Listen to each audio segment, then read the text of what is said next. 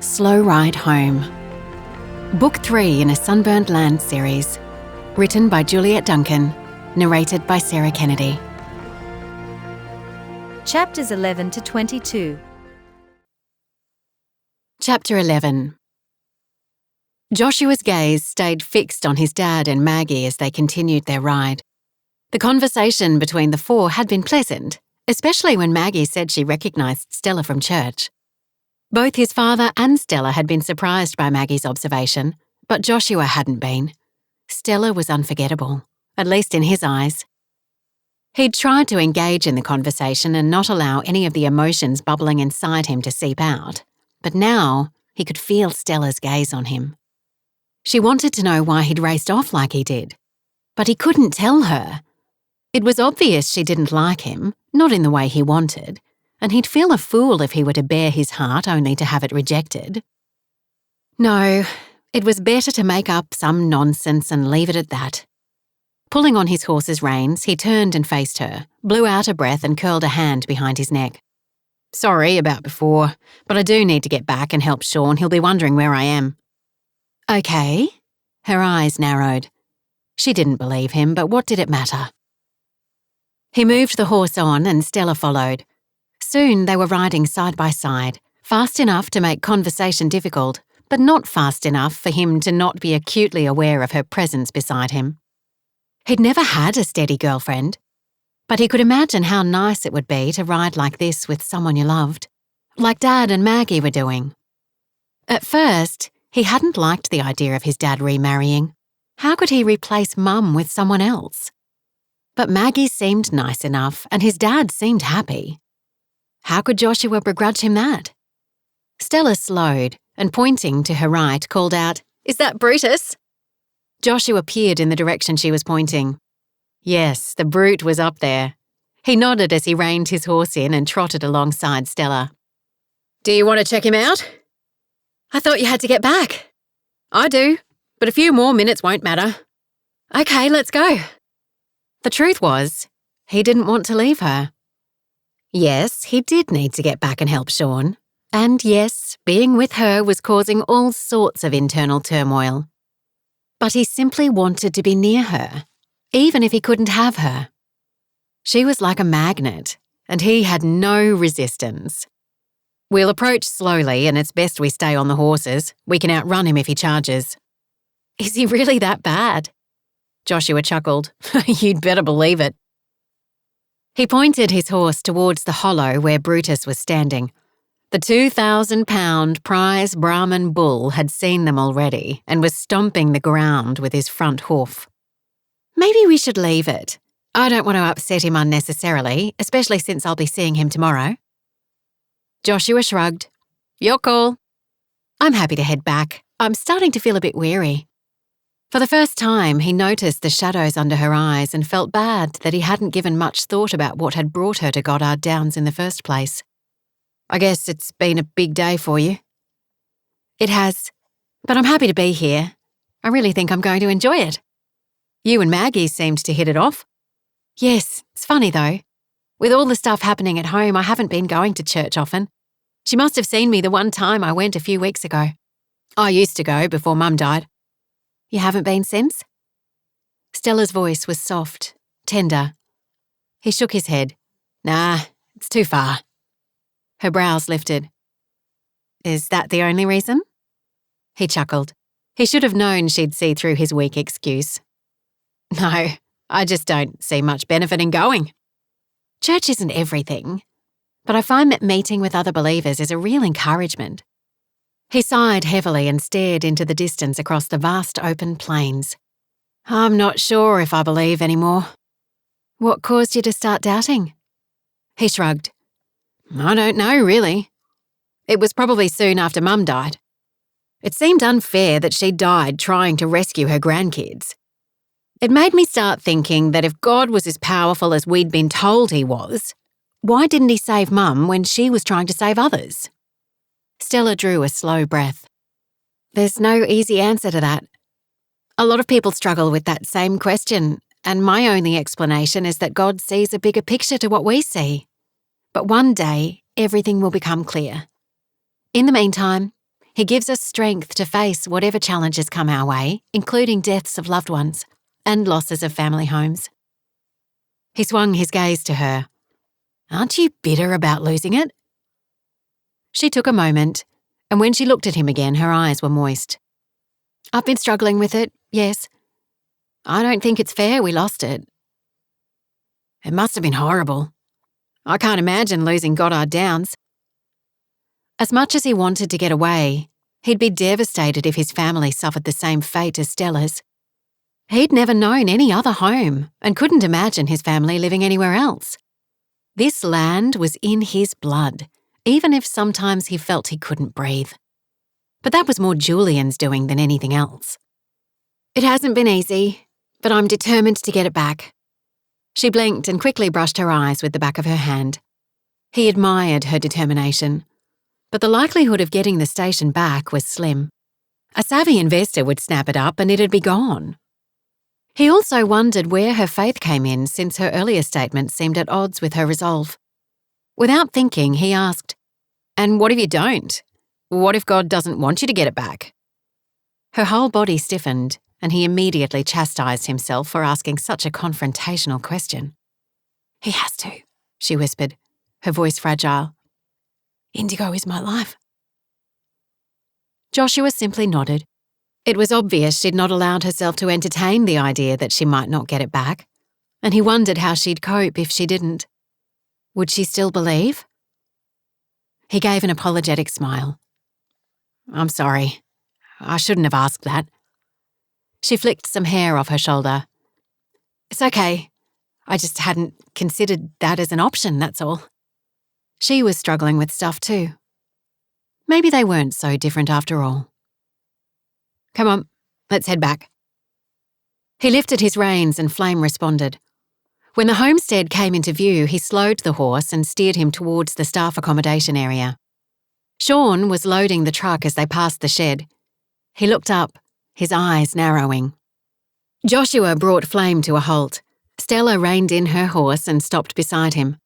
An awkward silence followed before Joshua cleared his throat. "Sorry, mate, I got a bit caught up. You remember Stella?" Sean nodded, a fake smile plastered on his face. "Of course. Nice to see you again." "And you, Sean?" Stella's smile was warm, which was surprising because she and Sean hadn't gotten on too well in Alice. "Joshua's been giving me a quick tour of the place." "So I can see. What happened to Julian?" Sean quirked a brow at Joshua. "Got held up in town." "And you happily stepped in." There was an edge to his voice. Joshua gritted his teeth. He liked his cousin, but he didn't like the jealous streak that came out whenever Joshua showed anyone else attention, particularly Stella. Sean didn't seem to realise, however, that he had double standards. He had no qualms about leaving Joshua and going off with any girl who caught his attention, but he didn't like it when Joshua did the same. But he shouldn't have left Sean to prepare for the cattle drive without telling him he'd be delayed. "I'll drop Stella back and come and help." "No need," Stella said. "I can find my own way."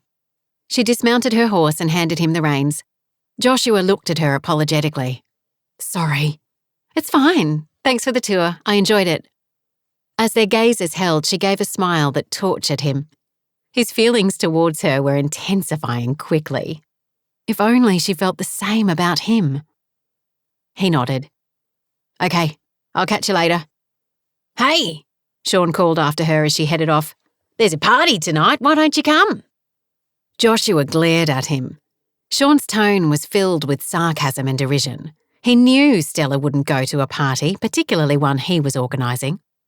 He was simply stirring things up. But Stella didn't seem perturbed.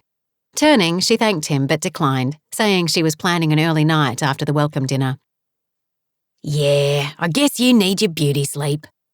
Joshua jumped off his horse and shoved Sean in the chest. "Quit it, will you?"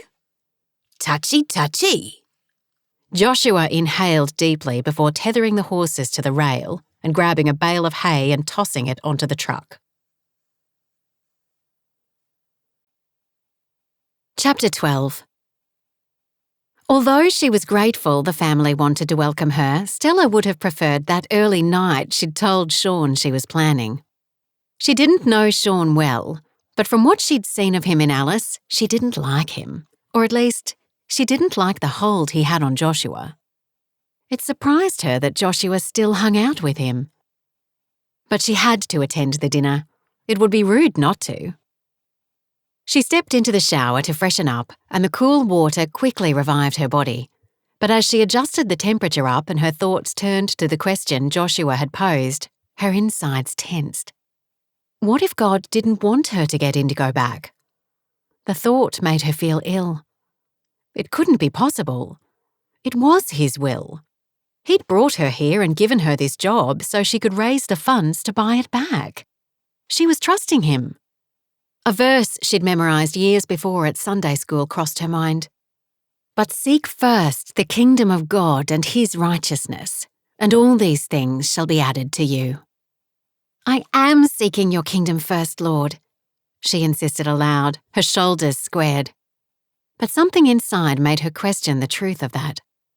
Pushing those thoughts to the back of her mind, she shut the shower off, dried herself, and then rummaged through her suitcase to find something suitable to wear. Since her wardrobe was filled mainly with charity store clothing and work uniforms, the choices were limited. One day she'd have enough money to buy a new outfit, but for now, it was a choice between a cool, midi-length summer dress with shoestring straps or her trusty pair of jeans and white shirt. With the heat still oppressive, she chose the dress, despite not being overly fond of its chocolate brown colour. There was little she could do to liven the dress up, so she tied a multicoloured scarf around her head, hooked a pair of dangly earrings into her ears, and applied some mascara and a touch of lip gloss. Looking in the mirror and not liking what she saw, she reminded herself of what her grandmother used to say. Outward appearances don't matter, Stella. It's what's on the inside that counts. But she wanted to look nice tonight. Although she wouldn't encourage Joshua, she couldn't deny the fact that her heart turned over in response every time their gazes met. It wasn't only his rugged handsomeness that drew her. She'd seen glimpses of his caring nature when they were in Alice, when he'd helped a young boy who'd been wandering around, distraught, searching for his parents, when he'd helped her tend to an injured steer, and when he'd held her while they danced. She blinked. No, she wouldn't go there. Once again, her grandmother's words came to mind. Stella, think carefully about whom you choose as your life partner. Don't let yourself fall for just anyone. It's so easy to fall in love, but it's not so easy to stay in love, especially when things get tough. Choose someone who has the same trust in the Lord as you do, who's going after the same things. Although nothing's guaranteed, there's more likelihood of a marriage lasting the distance if you start off as friends and get to know each other before you even kiss. As soon as you cross that line, it's hard to go back. Yes, it would be very hard to go back. She couldn't even think about kissing Joshua Goddard without her heart racing. What would it do if she actually kissed him? Oh, Lord, please help me stay strong and keep my resolve to only be friends with Joshua. A knock sounded on the door. She took a deep breath, and after grabbing her denim jacket from the back of the chair where she'd put it earlier, she gingerly opened the door. She was half expecting it to be Joshua and was disappointed when it wasn't. The man standing on the doorstep had to be his brother. The clear blue eyes were a giveaway. He extended his hand. Stella, it's nice to meet you face to face. I'm Julian. She smiled and shook his hand. And it's nice to meet you. She followed him to his truck. I could have walked. I know, but since it's your first day and I missed giving you the tour, picking you up was the least I could do. Well, thank you. I appreciate it. He held the door open for her while she climbed in. I hope that brother of mine looked after you in my absence, he said after he jumped in the driver's side. Yes, he gave me a good tour. From what I saw, it's a wonderful property. We love it, but I guess we're biased. Did you happen to meet Brutus? He shot her a sideways glance. Briefly, I believe he's my first job tomorrow. Yes. Do you think you're up to it? His tone wasn't unfriendly, but it was enough to make her bristle. She straightened. I believe I am. There was no hiding the fact that Julian doubted her capabilities. She'd sensed the job had only been offered to her because Frank had vouched for her, but now she was convinced that was definitely the case. She'd have to prove herself to his son. Would she ever be good enough in his eyes? Since no doubt he would have preferred a male vet. But she was up to it. She'd graduated top of her year at university, and although other than the position she'd snagged at the rodeo, she'd only worked on her family cattle station. There, she'd faced the whole gamut of situations vets handled on larger cattle stations, including dealing with feisty bulls. I guess we'll see. He gave a polite smile as he stopped the truck in front of the homestead. Have you met everyone yet? No, only Joshua, Frank and Maggie. She omitted mentioning Sean on purpose. Okay, time to meet the others. She smiled. I'm looking forward to it. After climbing out of the truck, she stood for a moment and took in the scene. Several tables had been set up on a patch of green grass on the shady side of the homestead. The patch was obviously well cared for since everything around it was dry and dusty. 2 rows of fairy lights hung between the house and the gum trees, and although it wasn't yet fully dark, the sparkling lights made the area cosy and inviting. The aroma of barbecuing meat wafted in the air, reminding her that she hadn't told anyone she was vegetarian. She inhaled deeply and walked with her chin up beside Julian towards a group of 3 women who were standing together talking. Maggie was amongst the group, and Stella guessed that the other 2 were Frank's daughter and daughter-in-law. She was right. Julian introduced them as his sister Olivia and his wife Janella. They both greeted her with a smile and a hug and welcomed her to Goddard Downs. Maggie stood back, but then also greeted her with a hug. Julian offered to get her a drink. Water will be fine, she said. He returned moments later with a large glass and handed it to her. She smiled and thanked him and quickly looked around to see if she could spot Joshua, but he wasn't there. A twinge of disappointment flowed through her. Maybe he was still coming. I'm sorry to hear about Indigo, Janella said. Stella blinked and then quickly nodded. Thank you. It was really hard saying goodbye. I can imagine, Janella said. I've lived here most of my life and it would be so hard to leave. Really? That's a surprise? Yes, my family came here when I was young. My dad was head stockman. Oh. Stella immediately thought of Daku and all the other workers who'd left Indigo to find other work and homes. The cattle station's demise had impacted a lot of people, and she felt bad about that. But what intrigued her was that the eldest Goddard son had married the stockman's daughter. Janella was an attractive woman, a few inches shorter than her sister-in-law, who was probably 5'10", and also a little plumper, and her round face was friendly and her dark eyes soft. That she had Indigenous blood was evident from the colour of her skin, the same shade as Stella's dress. In her experience, few landowners approved of their children marrying someone from a different culture, particularly the Indigenous one, but it seemed that Frank and his first wife must have, and that raised Stella's opinion of him even more. Some of the Aborigines in the area did cause trouble, but many were hard, loyal workers who cared deeply for their families. Daku was a prime example, and so, it seemed, was Janella's father. I can understand how hard it would be to leave in that case. Not that you'll have to. I've only heard good things about Goddard Downs. Thank you. We've all worked hard to keep it going, especially during the ban. But we have to give God the thanks. We could have so easily gone under. Stella's smile remained fixed, but Janella's last statement stung. Why had God saved Goddard Downs and not Indigo? Did he have something against her and her family? While she knew those thoughts were nonsense and God had his reasons, she couldn't help asking the question. Much like Joshua had questioned why his mother had been lost when the children had been saved. Did God have favourites? Those he listened to more than others? How did he choose who lived and who died, or what stations survived and which went under? If only she could understand his thinking. For my thoughts are not your thoughts, nor are your ways my ways, says the Lord. For as the heavens are higher than the earth, so are my ways higher than your ways, and my thoughts than your thoughts. Stella turned her gaze to the darkening horizon splattered with colours, rich and vibrant, and all of a sudden, A sense of God's majesty and power swept through her. Who indeed was she to question his ways? He was the creator of heaven and earth, and she was a mere mortal. I love you, Stella, and want the best for you. But seek me first. She gulped. There it was again. I am seeking you first, Lord. You know I am. Hey, Stella. Good to see you again. She turned at the familiar voice. It was Frank, and he wore a smile that was both broad and warm as he joined the group.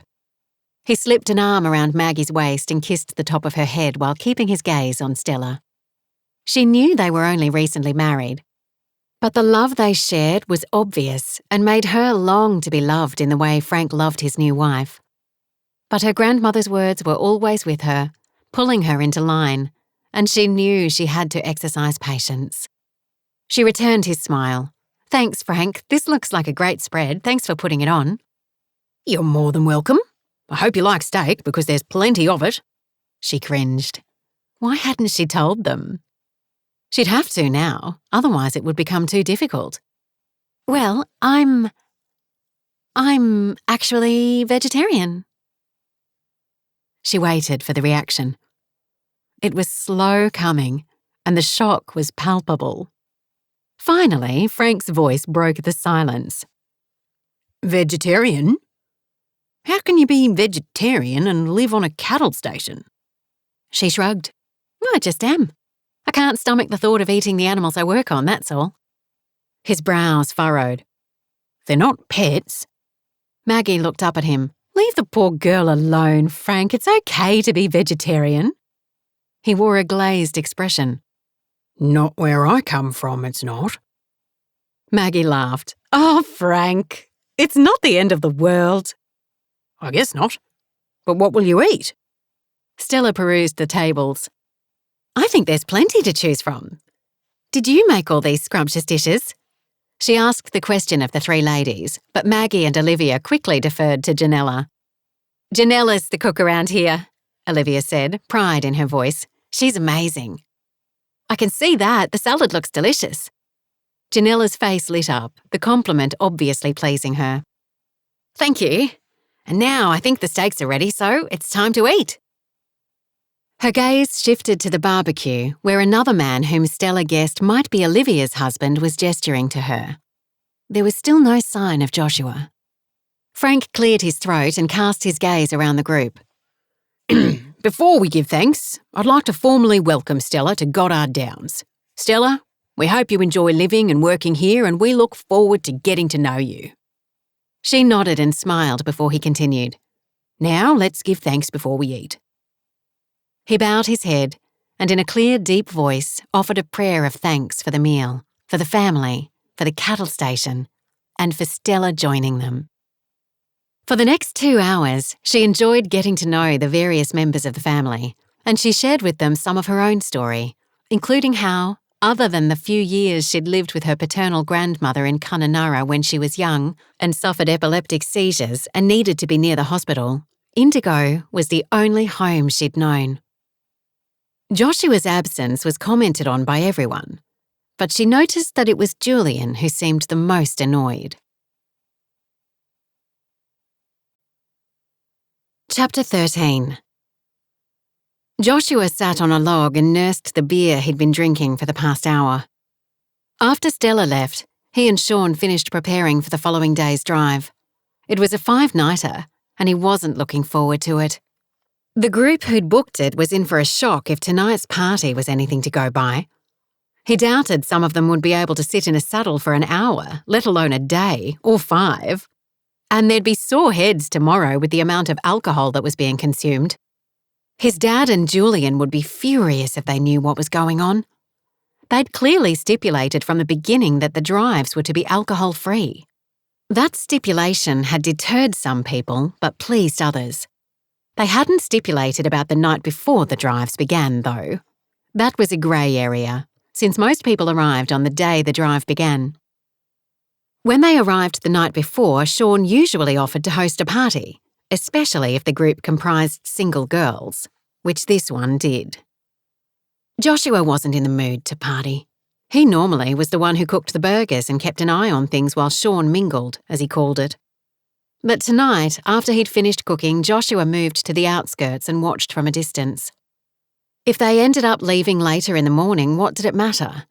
They'd make the first camp easily enough, even if they left at lunchtime.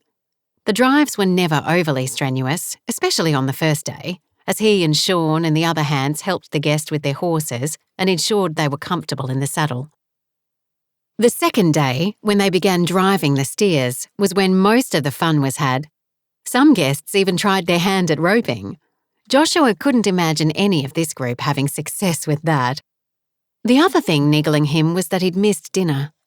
He couldn't blame Sean for that, although his cousin had continued to make pointed comments about Stella. He considered her a prude and couldn't understand why she didn't want a party. It didn't matter how much Joshua told him that she was entitled to her chosen lifestyle and shouldn't be judged for it, and that perhaps partying wasn't the be-all and end-all that Sean made it out to be. He continued to put her down, telling Joshua to forget all about her. But Joshua couldn't. Something about Stella had slid under his skin and wrapped itself around his heart. And despite her faith, she was all he could think of. Today, he'd seen a vulnerability in her that he hadn't seen before, and it only made him want to help her get Indigo back, although he had no idea what he could do. He'd probably wrecked any chance he might have had with her, though.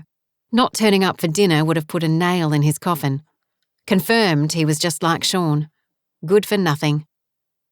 He took a final swig of his beer and was about to leave when Sean appeared with a can in one hand and a girl in the other. "What are you doing, cuz? Come and have some fun." He was swaggering and his words were slurred. Joshua had had enough. "No, mate, I'm going to grab an early night." "Don't be a party pooper. Here, have this." He shoved the can into Joshua's hand and waved another girl over. The girl, a blonde who looked to be in her early 20s, sat beside him and began to chat. She was intoxicated, and leaning against him, she slid her hand onto his thigh. "What's the matter, handsome? Don't you want some fun?" She hiccuped and rested her head on his shoulder. "No, I don't, I'm sorry." He removed her hand. "Don't you like me?" "I don't know you, I don't even know your name." "It's Bree. What's your name?" "Joshua." "That's a nice name. What do you do, Joshua?" She hiccuped again. "I try to keep our guests safe." "From what?" "Well, let's see. Safe from falling off their horses after drinking too much, safe from being chased by feisty steers, safe from dingoes, safe from themselves." "You're a regular lifesaver." She giggled. "I guess you could say that. And right now, I'm going to keep you safe by telling you to go to bed so you can stay on your horse tomorrow." "Will you come with me?" Her eyes were large and round as she looked at him. "Definitely not. I can't make you go, but I strongly suggest you do." "If that's how it is, I'm going to get another drink." She stumbled when she tried to stand, and if he hadn't reacted quickly and caught her, she would have fallen on top of him. But she used the situation. With a determined hold, she cupped the back of his neck and pulled his mouth against hers and kissed him deeply. Roughly, he flung her away. Bree, whatever her name was the last person he wanted to kiss. "Sorry, I'm out of here." Stella was preparing for bed when a sharp knock sounded on her door. Reluctant to open it without knowing who it was, she called out and asked. "It's Joshua." He didn't sound drunk, but he sounded upset. Knowing he was on the other side of the door sent her into a spin, but she wasn't overly keen to let him in. "I'll come out. Give me a moment." She quickly slipped out of her pajamas and into a pair of yoga pants and a loose t-shirt before opening the door. He stood on the small deck, his hair dishevelled and his shirt hanging out of his jeans. Her heart went out to him. "What's wrong, Joshua?" He shoved his hands in his pockets. "Everything." "Do you want to talk about it?" He shrugged. "Maybe." "Will you walk with me?" "In the dark?" Her brows lifted. "I've got a torch." Against her better judgment, she agreed. "I'll put my boots on. I don't want to step on a brown snake. They'll have shot through with that ruckus going on." He nodded towards the eco-tent area where the guests were accommodated. "Is that where you've been? We missed you at dinner." She sat on the step and pulled her boots on. "Yeah, sorry I missed it." "Did Sean pressure you not to come?" "Kind of." She sensed there was another reason he'd skipped dinner but didn't press him. "Okay, lead the way."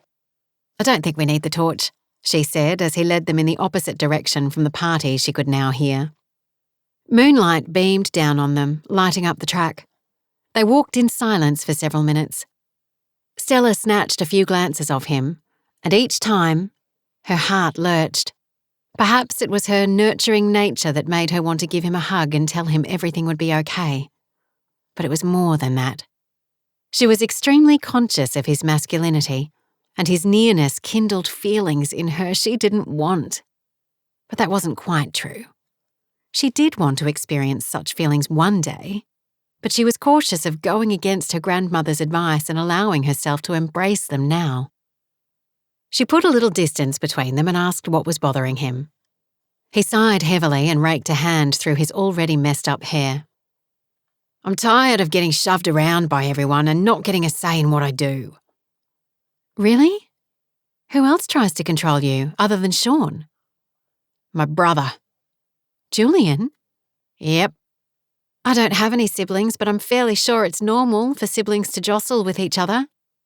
She was going to add, especially when they're both drop-dead handsome, but stopped herself just in time. "He's a jerk." "I met him tonight. He actually seemed really nice." "You don't know him." "Maybe the two of you are too similar." "Are you calling me a jerk as well?" She winced. "I didn't mean that. I meant that you're both strong personalities and that perhaps you're both fighting to be the top dog."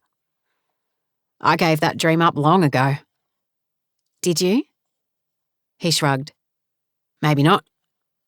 Maybe I just don't know what I want." "Do you really want to leave Goddard Downs?" He looked at her and her heart lurched again. Even in the half-light, his eyes were mesmerising. "I don't know." They stopped when they reached an outlook. "Do you want to sit?" he asked. "Okay," she replied. He found a flat rock and waited for her to sit before joining her. It would be so easy to rest her head against his shoulder. She imagined his arm around her but quickly pulled herself up. Thoughts like that would only lead to confusion and heartache. She said she'd be his friend, and that's what she'd be. Nothing more, nothing less. "You're different when you're not with Sean." "You think so?" "Yes.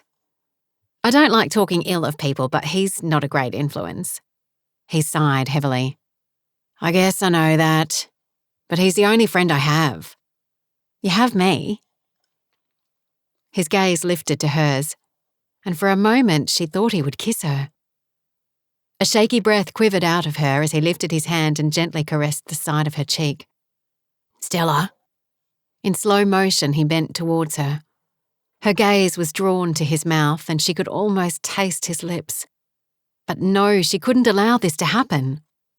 "I'm sorry, Joshua, we can't do this." As she moved her head away, she saw the disappointment in his eyes. But there was nothing she could do. Nothing she could live with, anyway. "Why, Stella? Why can't we be more than friends? Please tell me." She couldn't tell him the entire reason, but she could offer hope of something more once they knew each other better. He seemed to accept that, and he even opened up further about how he felt about Julian. She could see it wasn't just a simple sibling spat. It was a deep-seated, ongoing feud that could very easily result in Joshua leaving Goddard Downs for good. And that was the last thing she wanted. After a while, they strolled back. When they reached the staff accommodation block, he faced her, and looking deep into her eyes, asked if he could hug her. Against her better judgment, she said yes. As his strong arms encircled her and she felt the warmth of his body against hers, her heart picked up its pace. She slipped her arms around his waist and rested her head in the hollow between his shoulder and neck. With a gentle kiss to her head, he exhaled and released his hold. "Thank you." She smiled. "Thank you." Their gazes met and held, and despite her resolve, She knew she was falling in love. I hope Brutus behaves for you tomorrow. I won't be back for a few days, so I won't hear about it until then. I'm sure I'll be fine, and I hope the drive goes well. Thanks. I somehow doubt it will, but I might be surprised. I'll be praying for you. Thanks. He smiled before turning and walking away. She took some deep, slow breaths and sent up a prayer, not just for him, but for herself. She was in uncharted waters, and more than anything, she needed God's direction, because the last thing she wanted was to make a mistake. Chapter 14. Taking a sip of his tea, Frank rested his elbows on the railing and gazed across the paddocks to the mountain ranges in the distance. Caleb was beside him, but instead of sipping on tea, his grandson was nursing a Coke. The pair were taking a mid-morning break while doing some final touch-ups on the old Jeep Caleb had been given as a 13th birthday present. Frank treasured the time spent with his grandson. All too soon, Caleb would be at boarding school in Darwin, and although he'd be home during the holidays, he would come back changed. Not that change was a bad thing. Being at boarding school would give Caleb opportunities he'd never get at the station. But Caleb didn't want to go. With their heads under the bonnet and their hands covered in grease, Frank had been regaling him with stories of his own time at boarding school in an attempt to encourage him. I met your grandmother at school, he said after taking another sip of tea, his gaze fixed on a wedge-tailed eagle soaring high in the deep blue sky. Yeah, I know. You've told me that like 100 times. Frank faced him and chuckled. I dare say I have. I'm sorry. It's just that I have such fond memories of my time at school and I'm excited for you, son. You'll make lifelong friends while you're there, and it'll do you good to mix with boys your own age instead of hanging out with your old grandfather. But I like hanging out with you. Frank smiled. That's very kind of you to say that, but you don't know what you're missing out on. I guess so. It's just scary, that's all. I know. We've all felt that way, but you'll soon settle in. And besides, you've still got almost half a year before you go. Frank took a final sip of his tea and set his mug on the table. Anyway, if you want to drive this Jeep before you go, we'd best get back to it. How much longer is it going to take? Oh, I'm not sure, but I'm guessing we might get it running today. Caleb's eyes enlarged. Really? Yep. We'll do a final tune-up and then it should be good to go. Will you teach me to drive? Dad said he would, but he's busy all the time. So long as he's okay with that, I'd love to. Frank ruffled Caleb's hair and smiled. He'd stepped into the project after Julian had taken over the management role at the station, giving Frank more time to not only spend with Maggie, but to do things like this. It had been a trade-off for Julian, but Frank was pleased that Julian had at least done most of the work with Caleb, forging a better relationship with his son. As they were about to head back to the Jeep, Joshua pulled up outside the shed in a truck and jumped out. Have you come to help? Caleb asked as Joshua hurried inside. Sorry, I've just come to pick up some drinks for tomorrow's drive. How's it coming along? Grandpa said it should be done today. Great. There was something about Joshua's tone that pricked Frank's conscience. He still hadn't had that talk with his son, but he needed to. Caleb, can you get a rag and start cleaning the grease off the metalwork while I have a quick chat with Uncle Josh? Sure. Frank followed Joshua out and rested a hand against the truck while Joshua loaded it. So, son, how is everything? It's been a while since we caught up. Joshua shrugged. Nothing's changed. Things still rough with Julian? Yeah. He let out a heavy sigh. I'm not sure why he's got it in for me. It beats me too. I'll have another word with him. It won't do any good. There's no harm in trying. It grieves me to see my two grown sons at each other all the time. I just try to avoid him. I guess that's not too hard with so many drives booked. Yeah. Joshua heaved another crate onto the bed of the truck and then lifted his hat off and wiped his brow with the back of his hand. I'd like to catch up properly one day soon. Do you think you and I could head out for an overnighter later this week? Frank asked. Feeling guilty, are we? Frank narrowed his eyes. No, son. I'd just like to spend some time with you before Maggie and I head off to Darwin next week. Anything wrong with that? Guess not. I'll see what I can fit in. Good. Let me know. Joshua jumped into the truck and tipped his hat before driving off, leaving Frank with the distinct feeling that his son was at a crossroads in his life. Although Frank had convinced him to stay at Goddard Downs for the rest of the season, he sensed that Joshua's emotions were like a smouldering fire that could reignite at the drop of a hat. Maggie was in the vegetable patch and had a clear line of sight to the shed where Frank and Caleb were working on the old Jeep. She was crouched down while she tended to the vegetables, so Frank hadn't seen her. But she'd seen Joshua stop by and she prayed that Frank was able to talk with him about the issues between him and Julian. With Joshua so busy with the drives, it hadn't been easy for the pair to catch up. As Joshua drove off in the truck, her phone rang. She already knew it was Serena from the ringtone. Quickly removing her gloves, she pulled the phone from her pocket and answered it. "Serena, how are you?" "It started. The baby's coming." She was panting already, although Maggie guessed it was more from emotion than from pain. Nevertheless, Maggie's pulse sped up. "It's too early, darling." "I know, but the doctor said it will be okay." "All right, I'll get Frank and we'll come now. But it'll take us at least 12 hours to get there." I know. I'm sorry, Mum. You didn't plan on coming until next week. "It's okay. We're not doing anything that's more important than being with you." I'm scared, Mum. Her voice faltered and Maggie's heart went out to her. "You'll be fine, sweetheart. David's with you, isn't he?" "Yes." "And we'll be praying for you." "Thank you. I've got to go." "Okay. We'll get updates from David when we can and we'll be there as soon as possible." "Thank you." Slipping her phone back into her pocket, Maggie hurried to the shed and conveyed the news to Frank. Although he said the right words, she sensed he wasn't overly happy about the timing. Chapter 15. The drive to Darwin seemed to take forever. After Maggie told Frank the news, he'd quickly cleaned himself up and told Caleb the Jeep would have to wait unless his dad could find the time to finish it with him. Caleb tried to hide his disappointment, but his dropped shoulders gave it away. Maggie felt bad. She hated disappointing the boy, but she needed to be there for her daughter. After all Serena had been through, she prayed that bringing a new life into the world would be the final step in Serena's journey back to wholeness. Not that her external scars would ever completely disappear, but she was growing in her faith and regaining her confidence.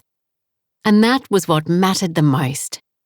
Serena, however, did worry what her child would think of her when he was old enough to know she didn't look like everyone else. Maggie had assured her that he would love her just the same. They arrived in Darwin just before midnight and headed straight for the hospital. David had told them that Serena was doing well and was fully dilated. The baby should be coming soon. On the phone, he'd sounded anxious, which was to be expected. Face to face, he seemed calmer and greeted them both with a hug. "Thanks for coming so quickly." Maggie chuckled. "I wouldn't miss this for the world. I'm just glad we got here before the baby. Can we see Serena?" "Yes, I told the midwife you were coming and she said it's fine. Serena's not in the labour ward yet, but will be soon." "Great. I can't wait to see her." Maggie slipped her arm into the crook of Frank's elbow for support. She couldn't remember being quite so emotional when her other two grandchildren were born, but perhaps she had been. They followed David through the ward until they reached Serena's room. Maggie heard her before she saw her and her heart clenched. Although it had been years since she herself had given birth, she could still remember the pain. But she also knew it was short-lived, and as soon as Serena held her child in her arms, it would be forgotten. At 36 weeks, the baby might need to go into an incubator for a time. All these thoughts flooded Maggie's mind before she entered the room, but as soon as she saw Serena lying in the bed, she couldn't stop tears from flowing as emotion welled inside her. She left Frank's side and rushed over and gave Serena a big hug. Oh, darling, how are you doing? Serena shuffled up in the bed and hugged her back. It hurts so much. I know, but it'll be over soon. Maggie straightened and brushed Serena's brow. It amazed her that she no longer noticed Serena's distorted skin. It seemed normal now. Serena nodded. I hope so. Maggie squeezed her hand. Is there anything we can get you? Drugs. Maggie laughed. I think you'll need to ask the nurse for those. I already have. She said I don't need any yet. You must be doing well then. Maggie glanced at David and he nodded. I just want the baby to come. I know you do. By the look of you, it won't be much longer. I hope not. She doubled over in pain and moaned. David rubbed her back while Maggie squeezed her hand. You can do this, darling. Short breaths. The contraction passed and the midwife entered. After a quick examination, she said it was time to go to the labour ward. Maggie gave Serena another hug and promised to pray for her. She then hugged David and leaned against Frank as Serena was wheeled away. Left alone, they headed back to the waiting room. Only 2 others were there, a woman who looked to be in her 50s and a younger woman Maggie guessed was her daughter since they shared similar facial features. Maggie smiled and asked if they were waiting for a baby. The older woman said yes, her daughter was in labour. Maggie told her that she and Frank were also waiting. She sat beside him and wondered how long they'd have to wait. For Serena's sake, she prayed it wouldn't be too long. After 2 hours with no news, Maggie started to worry. Frank placed his hand over hers and assured her that Serena was fine. How do you know? We haven't heard anything for hours. Her voice was elevated. She took some slow breaths. I'm sorry. You're right. I think I'm tired and not thinking straight. It's been a long day. She rested her head on his shoulder. I'm sorry for taking you away from Caleb and for making you delay your getaway with Joshua. I'm sure they'll survive. Yes, but the timing wasn't great, was it? He chuckled. There was nothing we could do about that, my love. Babies make an appearance in their own time, and only God knows when that is. Moments later, David burst through the double doors with a broad grin on his face. Frank chuckled. I guess that time has just come. Maggie jumped up and peered into her son-in-law's eyes. Looks like everything's okay? Yes, we have a healthy son. He's small, but the doctor said he's fighting fit. Tears pricked Maggie's eyes as she threw her arms around him. Just like his father. Congratulations. David chuckled.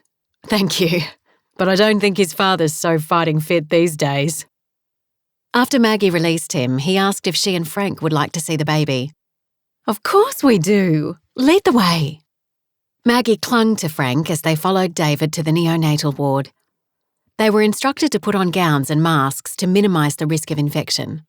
Once ready, they tiptoed into the cubicle where Serena lay in a bed holding the tiny baby boy in her arms. She looked up, her face beaming.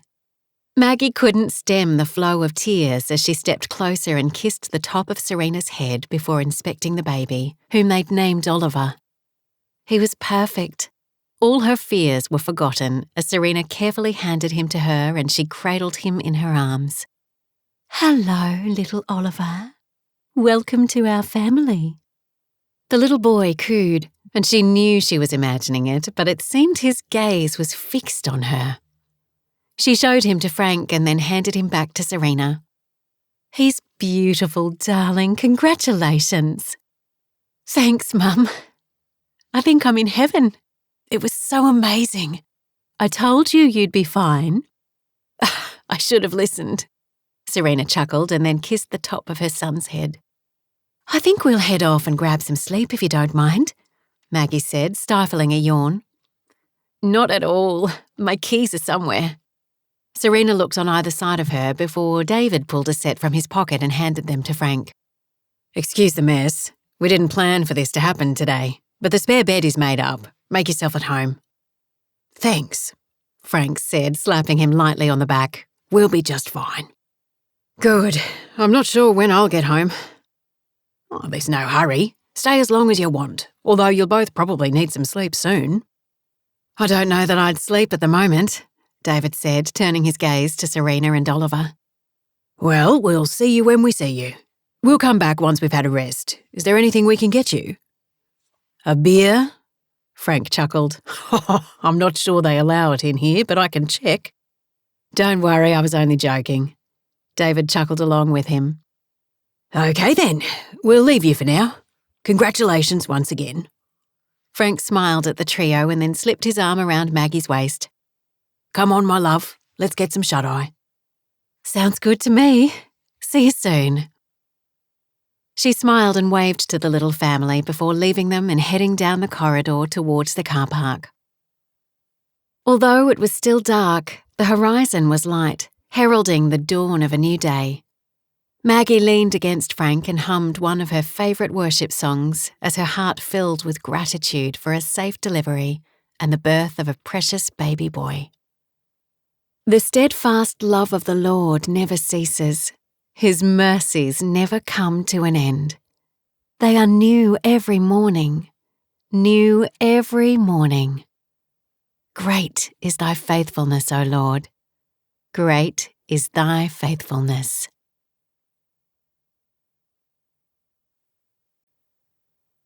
Chapter 16. Stella was working in the stables when Joshua walked in carrying 2 saddles. She guessed he hadn't seen her since she was crouched down in a stall, attending to one of the cows who'd recently given birth but had developed mastitis. She'd already administered the medication and was now gently hand-milking the cow to relieve the pressure on her swollen teat. The poor cow was letting out a moan every now and then, so Stella tried to be as gentle as possible. While she milked, she kept her gaze on Joshua, who'd thrown the saddles onto the workbench and was now giving them a thorough cleaning. It was difficult to watch him and retain a regular rhythm on the infected teat. He was close enough for her to see the stubble on his face and the honed muscles that filled out his shirt as he rubbed the saddles. Over the past 2 weeks, she'd seen him on and off between drives, but had intentionally avoided being alone with him. It wasn't that she didn't trust him. She didn't trust herself. She was growing fonder of him every day, but she wasn't ready to take the next step and move from friendship to something more. She didn't know when that time would come, although she prayed about it every day. His lack of faith concerned her, although she sensed that he still believed. He was simply angry with the world, and probably with God. She'd seen how patient he was with the guests, and how he played with his nephews and nieces when he was home. He'd even finished the Jeep with Caleb after Frank had left unexpectedly and taken him for driving lessons along the tracks that wound through the property when he could. It was only when Joshua was near Julian and Sean that his other side came out. It was strange, because she'd found Julian to be a good boss. After she'd successfully inoculated Brutus and given him his annual checkup without incident, Julian's opinion of her seemed to have improved. She was starting to feel like she'd been accepted, although she kept reminding herself that this job was a means to an end.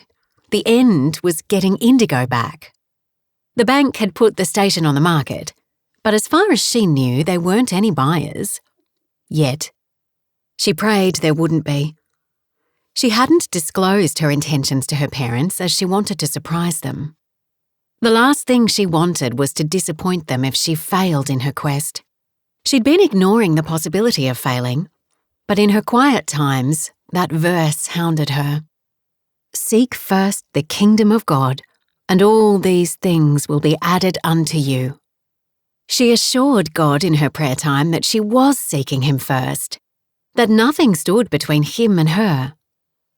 Sometimes she wondered if she was simply trying to convince herself of that, because she seemed unable to ask him to search her heart, to see if there was any wicked way in her, if she was indeed seeking him first. Joshua glanced up and their gazes met. Her cheeks warmed at being caught studying him. His smile was alluring, the kind that made her insides turn to flame. I didn't know you were there. His voice held a trace of laughter. Sorry, I've been tending this sick cow. She's got mastitis and I've been milking her infected teat. He made a face. Sounds painful. Stella did one last squirt, then straightened. Yes, poor thing. She patted the cow and carried the bucket of milk to the tub where she emptied it out before disinfecting the bucket. How are you doing? Not bad. But not good either? I didn't say that. You didn't have to. She gave him a pointed look. Okay. He ran a hand across his head. Not good either. She leaned back against the tub and folded her arms. What's wrong? The usual. Stella groaned. She was growing tired of Joshua's constant complaining about his brother.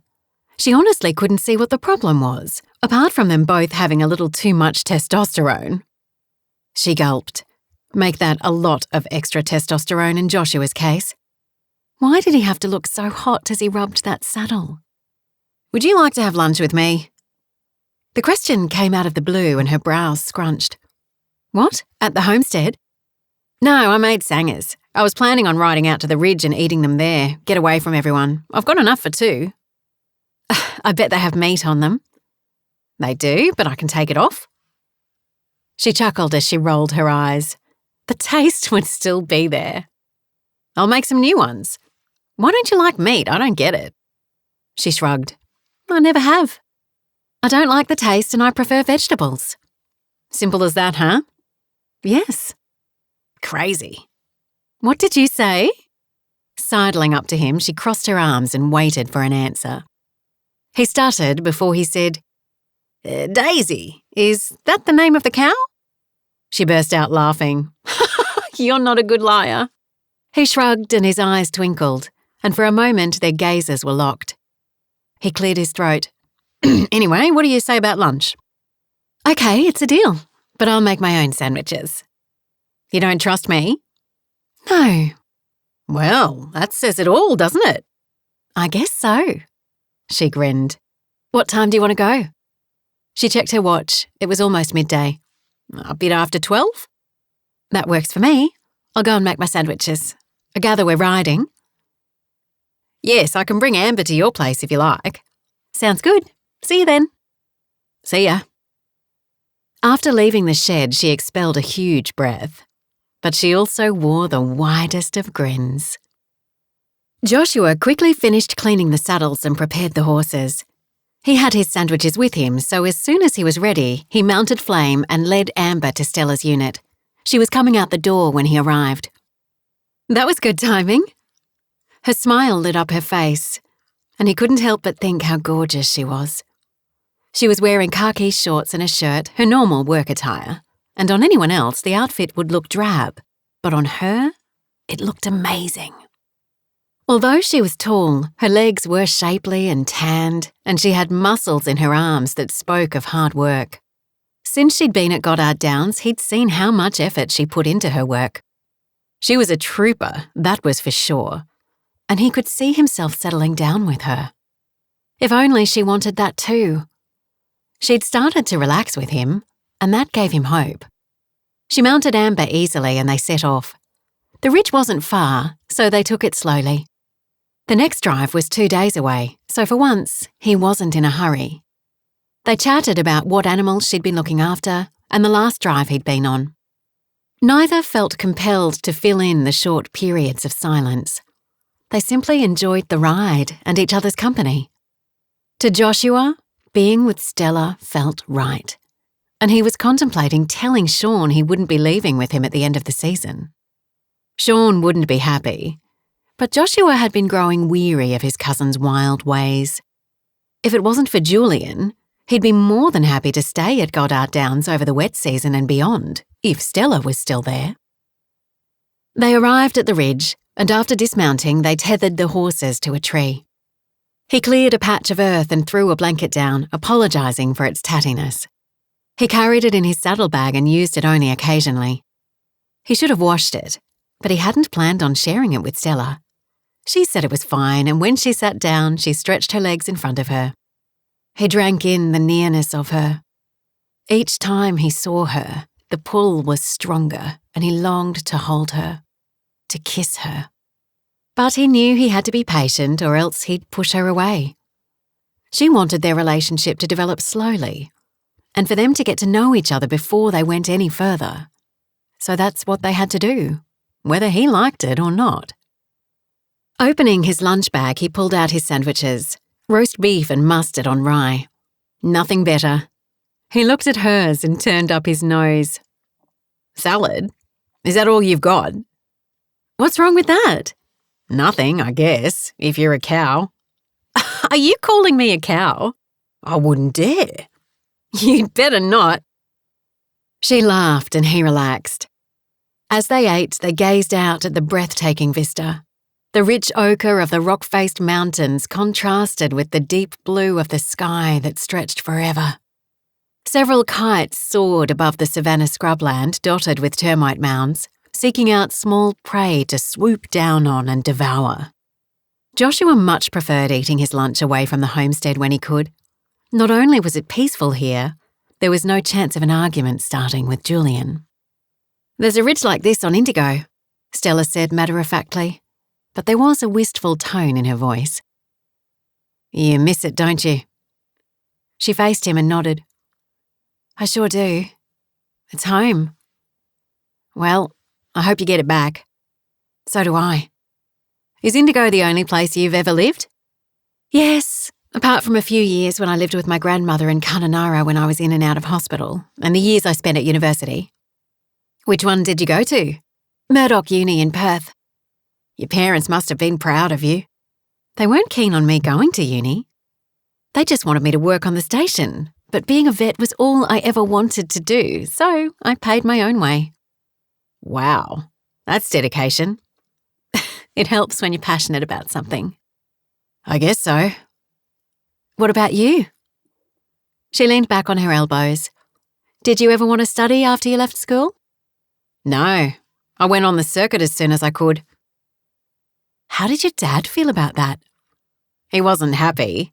Said he hadn't spent all that money on boarding school to have me become a bull rider." "What made you want to do it?" He shrugged. "I didn't feel there was a place for me here." "I'm sure that wasn't true." "Maybe, but that's how I felt. It would have been different if Mum had still been around." "You must miss her." "Yep. Everything would be different if she were here." "You mean with Julian?" He nodded. "God can heal rifts."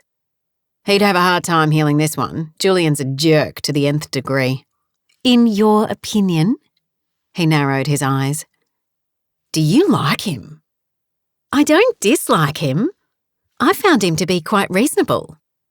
"You must be talking about a different person." "No, I'm talking about Julian Goddard, your brother." "He must be putting on a show for you." "Maybe, but I don't get that impression. I think it's that the two of you are trying to prove something to each other." "That's my observation anyway." "Whatever. Can we not talk about him?" "Okay. What do you want to talk about?" He wanted to say us, but he stopped himself and instead replied, "What about you? Tell me about you." She shrugged. "There's nothing much to say." He quirked a brow. "I don't think that's true." Stella inhaled deeply. Joshua was right. There was actually a lot she could say about herself.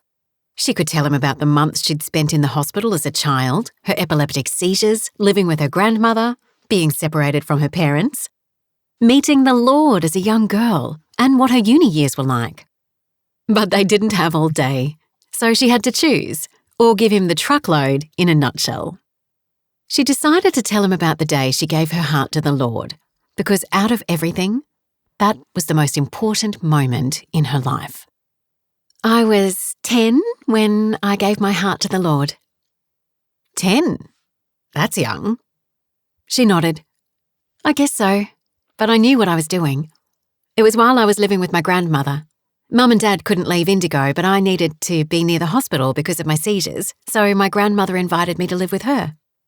She was an amazing woman, generous and kind to everyone. My grandfather died in a road accident when she was 40. I never knew him, but from the way she talked about him, they loved each other a lot. She never remarried. She said she'd been blessed to have one true love in her life, and she was more than satisfied with that. Plus, she had her faith.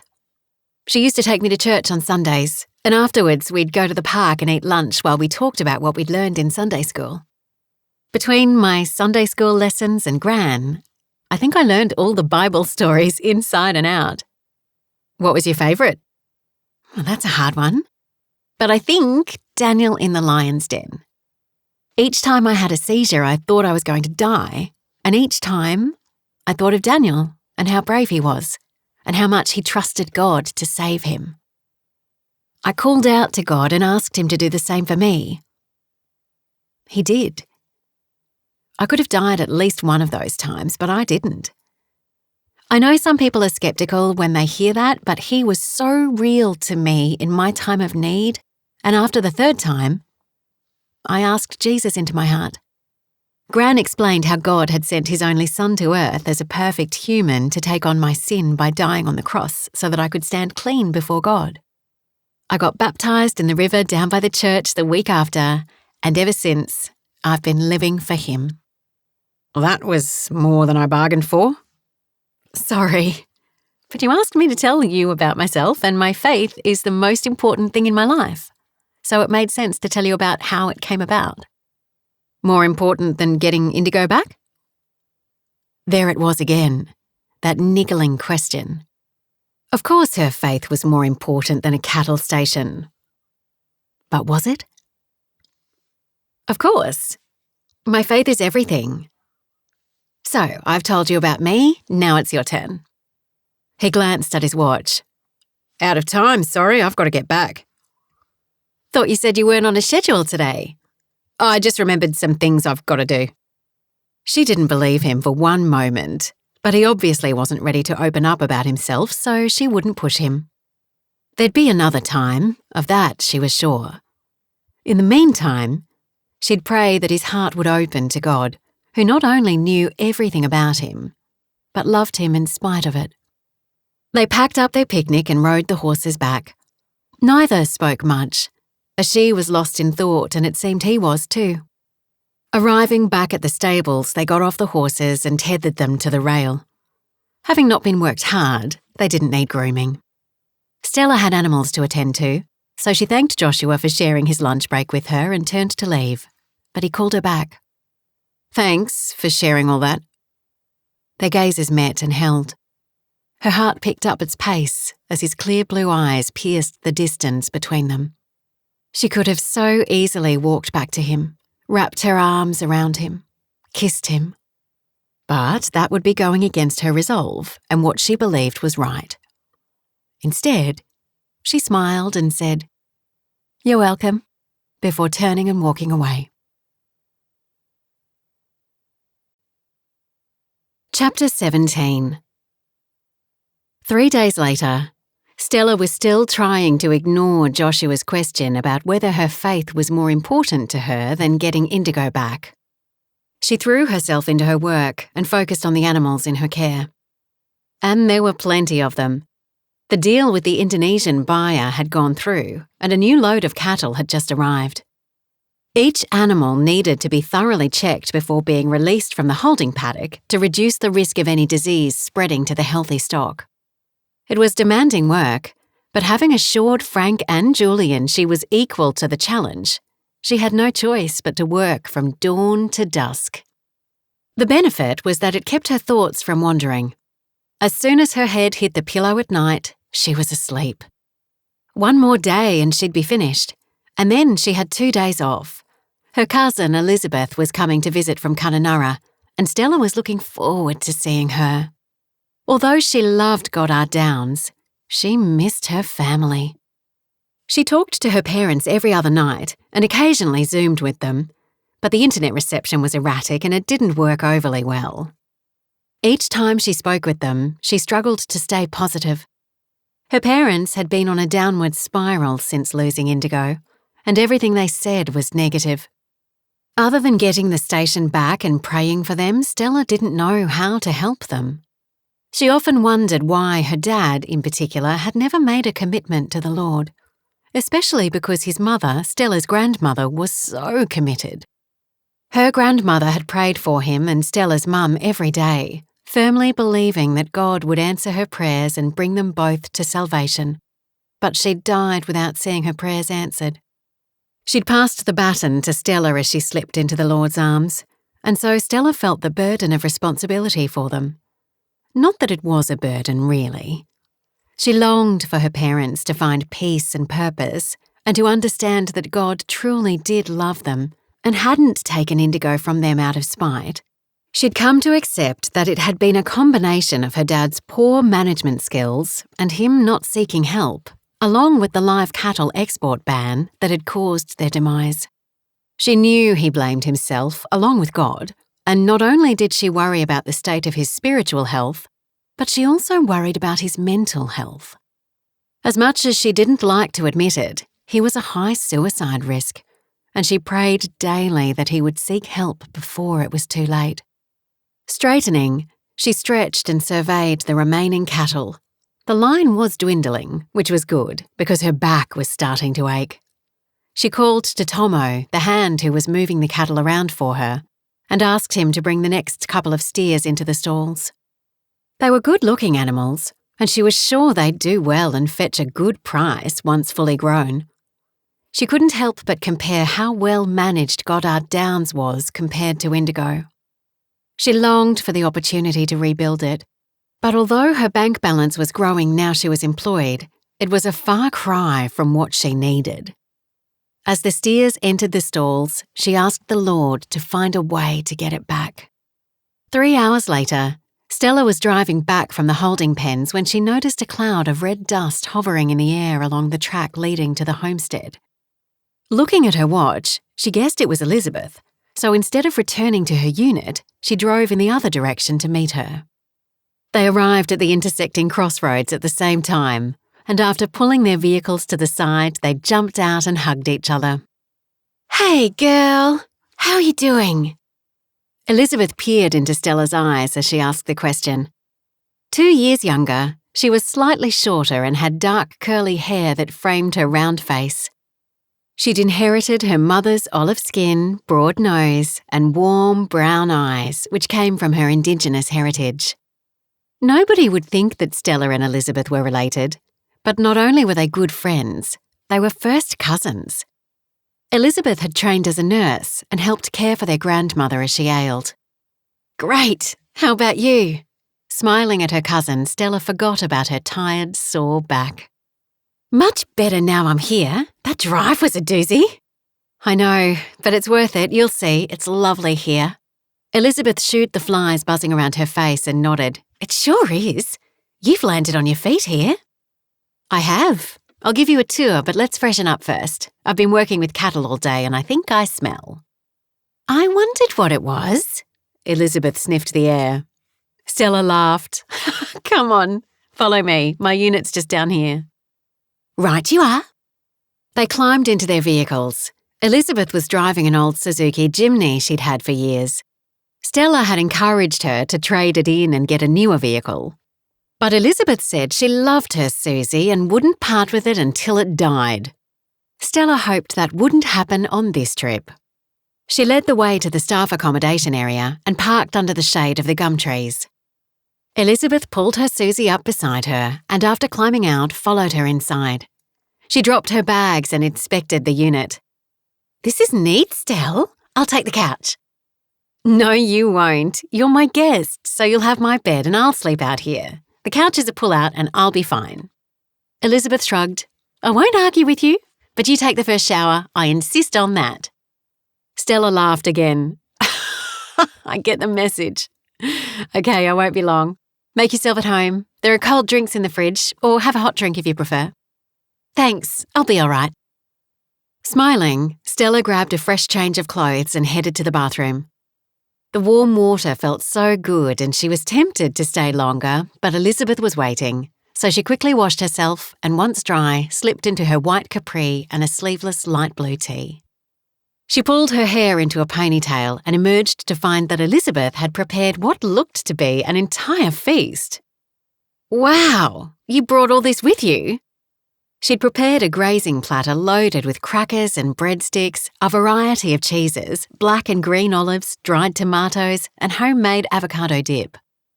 There was no meat on the platter, but there was a side dish that held some salami slices. Elizabeth grinned. I thought you could do with some spoiling. Tears pricked Stella's eyes as she smiled gratefully. Thank you. This is amazing. Let's go out onto the deck and have it there. You don't want to freshen up first? No, I'm fine. I've only been driving. Okay. So, what do you want to drink? I brought some non-alcoholic cider. I wasn't sure you'd have any left. You think of everything. Elizabeth was right. Stella's supplies of her favourite drink had run out a few days earlier. I hope so. Elizabeth grabbed 2 cans from her cooler bag and followed Stella onto the small deck. Stella carried the platter and placed it onto the round table before sitting on one of the metal chairs. This is really nice, Elizabeth said as she popped the lid on her can and took a sip. The cider or the setting? The setting's silly. Stella laughed and, easing back into the chair, took a sip of her own drink. It's really peaceful out here. But? Stella's brows furrowed. But what? I hear longing in your voice. Stella groaned inwardly. Why did Elizabeth have to be so perceptive? You'd rather be at Indigo? Elizabeth looked at her pointedly. Stella drew a breath and released it slowly. Yes. You have to let it go, Stell. God must have better plans for you. You sound like Gran. I take that as a compliment. I still miss her. Stella put her drink on the floor beside her and cut some camembert and placed it on a cracker. I do too. She was a special woman. And she would have told you that when God closes a door, he usually opens another. Talking of that, how's it been going with Joshua? Elizabeth raised a thick, dark eyebrow, an expectant expression on her face. Stella had been dreading that question. Elizabeth hadn't met him, but she'd heard about him. Stella had made the mistake of telling her cousin about the handsome cowboy she'd danced with at the rodeo in Alice. And Elizabeth had wheedled out of her more information than she'd planned on disclosing. She needed to be cautious in her reply, or else she'd never hear the end of it. We're friends. Elizabeth's brow lifted further. Friends? Stella nodded. Is that all? Yes. I'm not sure I believe you. You'll have to introduce us and then I'll be able to see for myself if you're telling the truth or not. That's what concerned Stella. But there was little she could do about it. They probably couldn't avoid seeing him at some stage over the next 2 days, since he wasn't away on a drive. If we see him, I will. He stays away from the homestead as much as he can. Well, I'll look forward to meeting him. Stella gave a smile that she knew didn't quite meet her eyes. A short while later, after they'd devoured the platter, Stella offered to give Elizabeth a quick tour of the property. Just the section near the homestead this afternoon since it's getting late. We can explore more tomorrow. Sounds good to me. They set off in Stella's Jeep since Elizabeth was a town girl and not overly comfortable in the saddle, despite Stella's attempts to teach her to ride. She headed the Jeep up the track she and Joshua had ridden on her first day at Goddard Downs. It was bumpy, and she had to navigate a few deep ruts, but the Jeep handled it easily.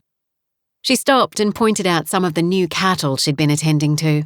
The ones that concerned her enough to keep in the fenced paddock near the homestead where she could keep an eye on them before allowing them to mix with the rest of the herd.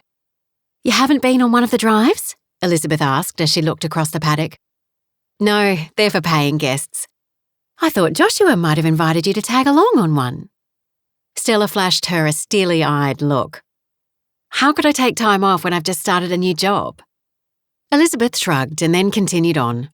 Reaching the top, Stella brought the Jeep to a halt and the pair climbed out to enjoy the view. It was late afternoon, and the sun, low in the sky, bathed the savannah plains in a golden haze. They enjoyed the vista for 10 minutes before Stella suggested they head back before it got dark. A short while later, as she drove by the big work shed, she realised she'd made a mistake going that way. Joshua and Sean were outside tying a load onto the truck they used for the drives. Joshua tipped his hat and caught Stella's gaze. She felt her cheeks flush. She gave a quick nod and intended to drive on when Elizabeth said, "Is that him?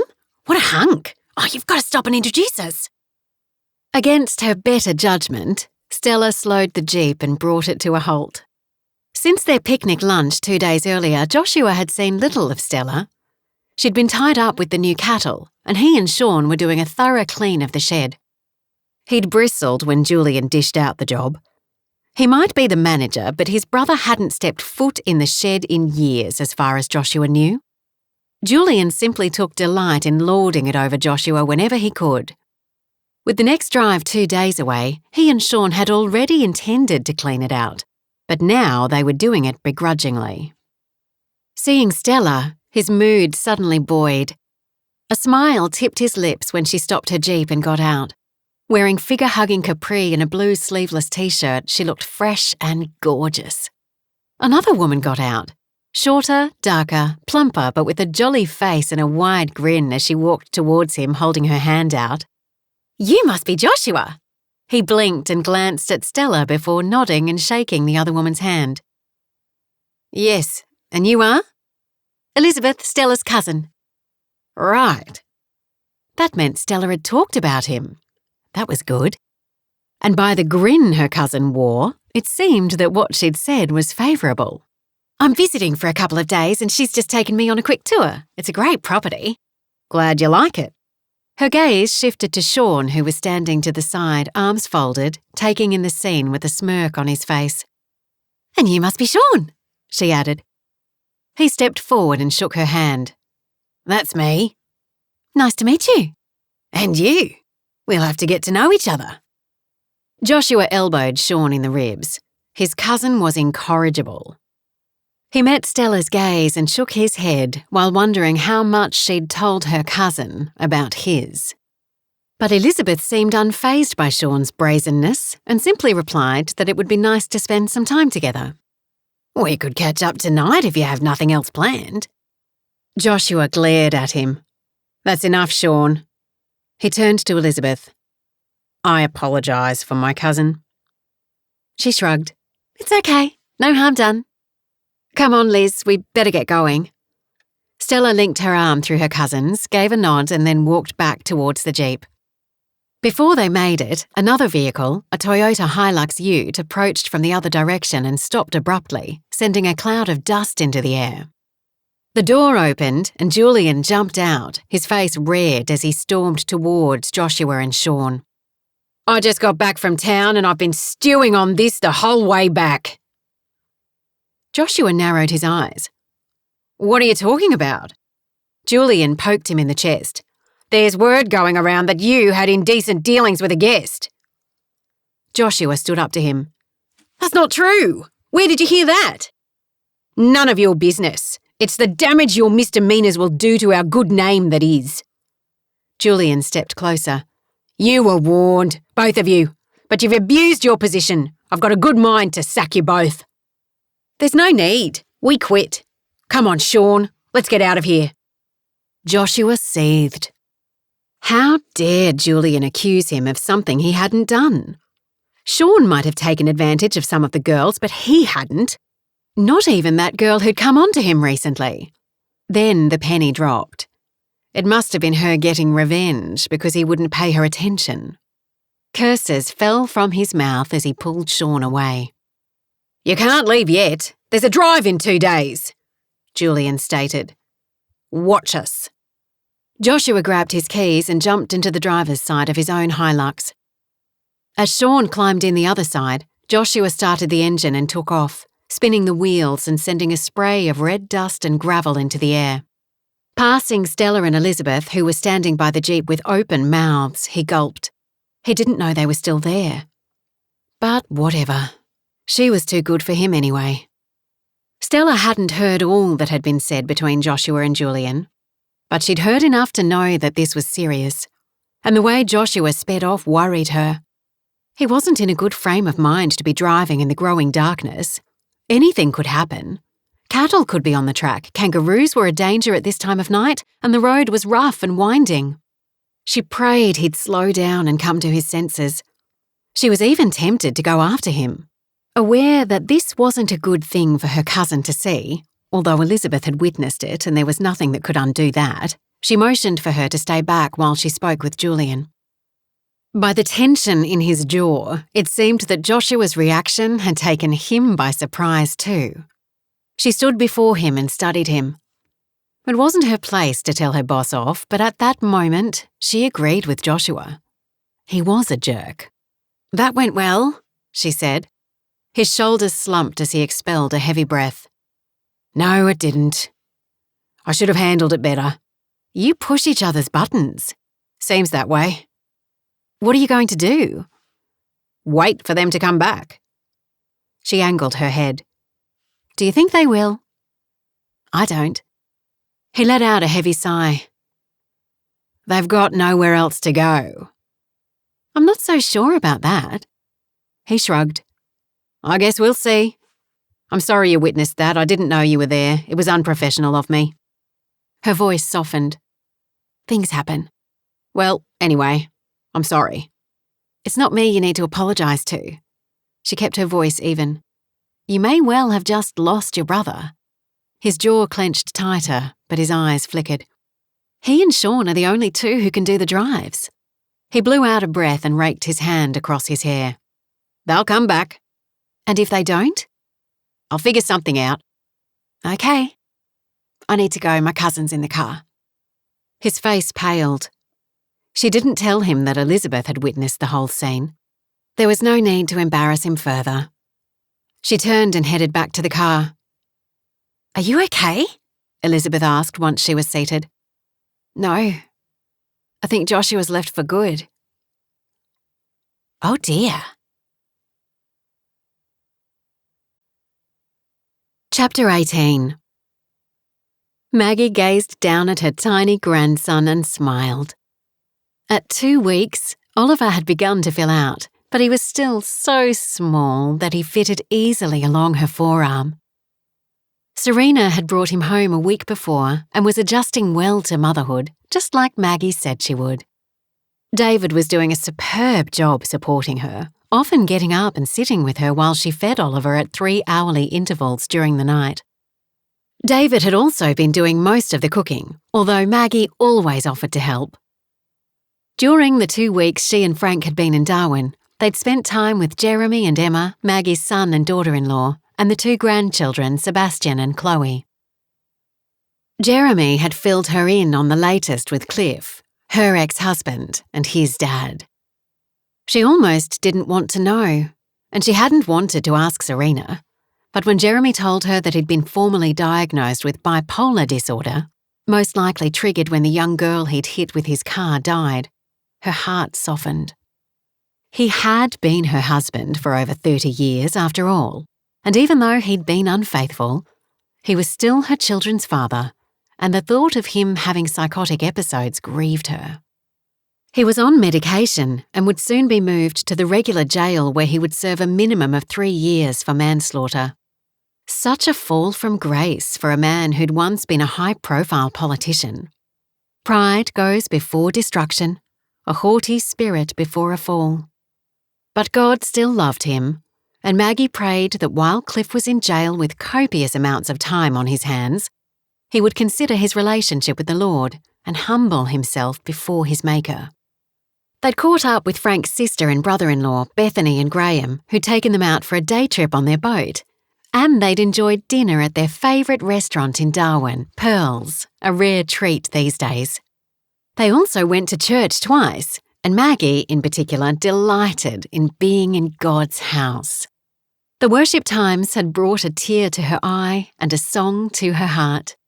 The sermons had been uplifting, and she came away feeling renewed in her spirit. She was more determined than ever to attend church as often as possible when they returned to Goddard Downs. It was so easy to go in Darwin since the church was only a 10-minute drive from David and Serena's apartment. It was a totally different matter to get to the church in Kununurra from Goddard Downs, especially in the rainy season when the only mode of transport was a helicopter. Even in the dry season, it was a 7-hour round trip by car. Maggie had asked Frank why they couldn't take the helicopter in the dry season, but he'd looked at her with a blank expression. She gathered it simply wasn't done, although it made sense to her. The times they'd been, they stayed with Frank's other sister, Sarah, and her husband, Mick.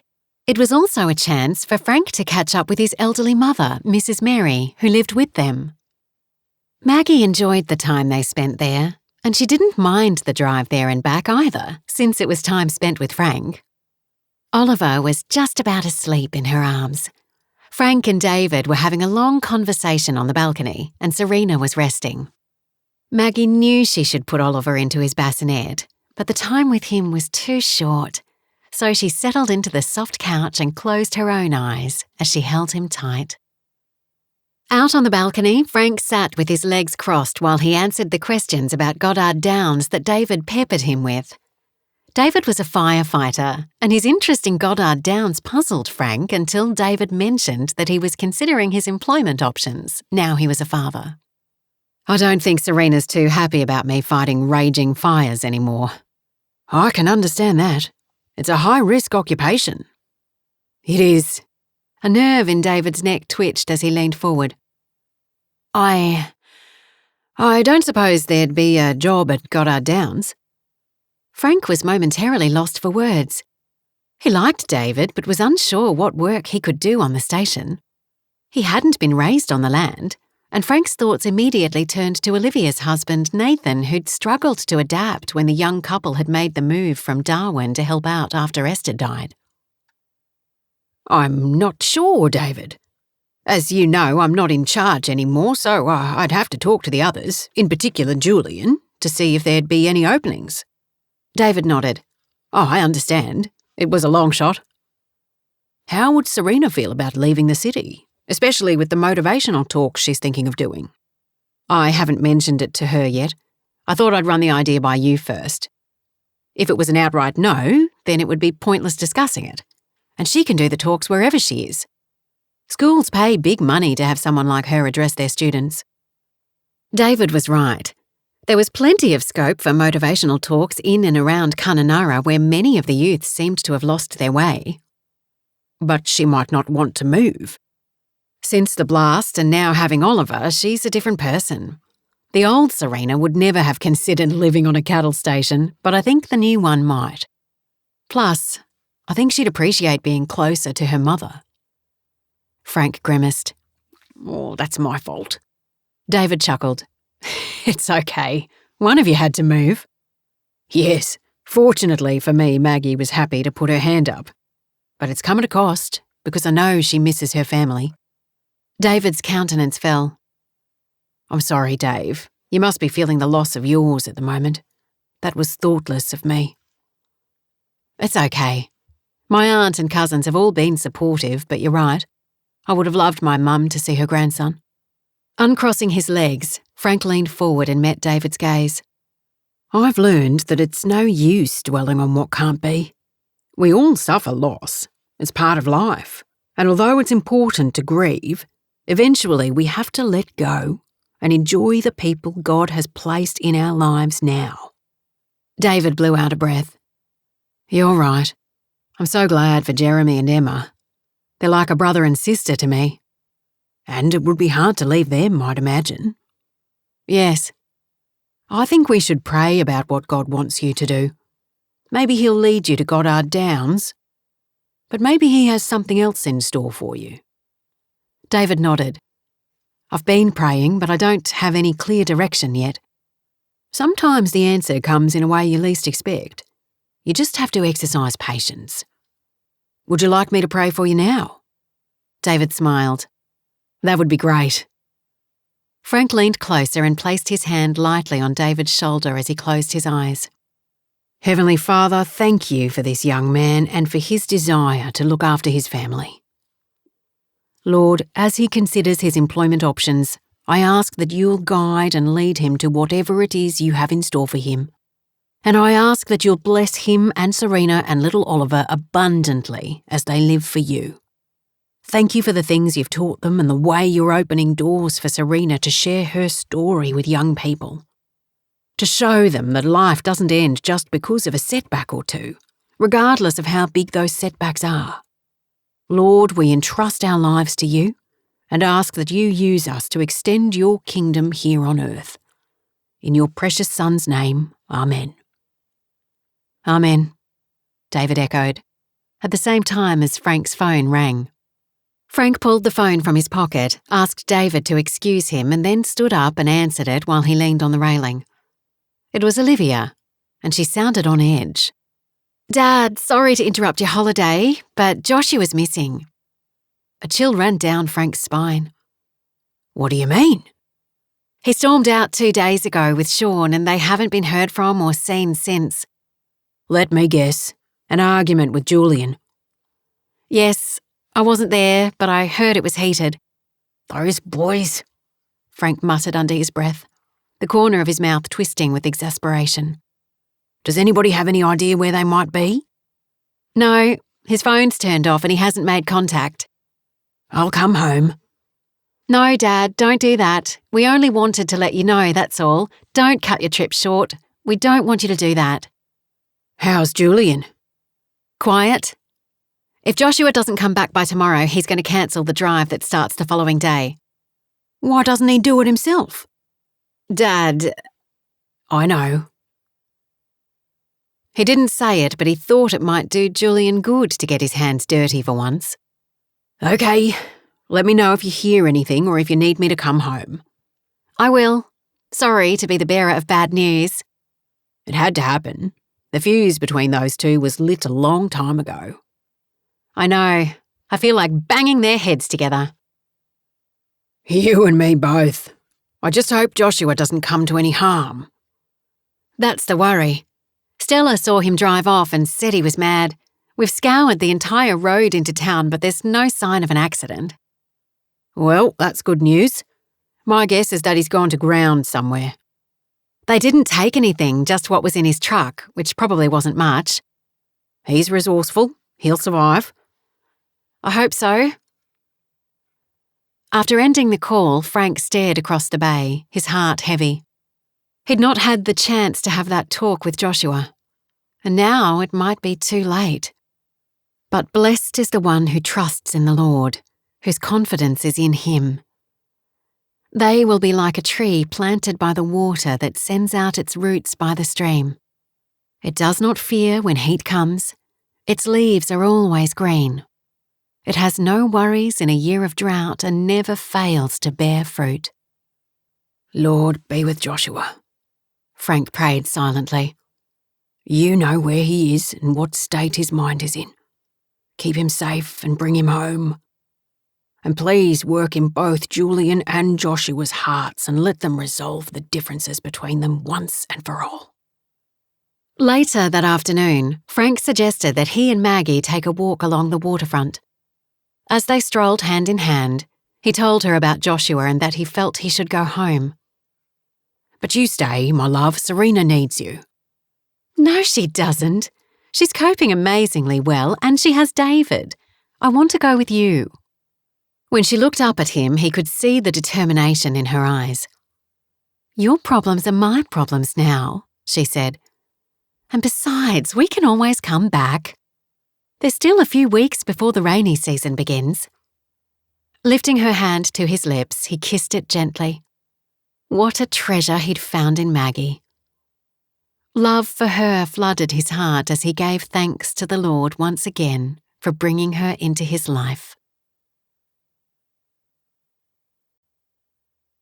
Chapter 19. Joshua stared at his phone as he downed another beer. He'd turned it off 2 days earlier and hadn't turned it back on. There'd be messages, but he didn't want to hear them. But then again, he did.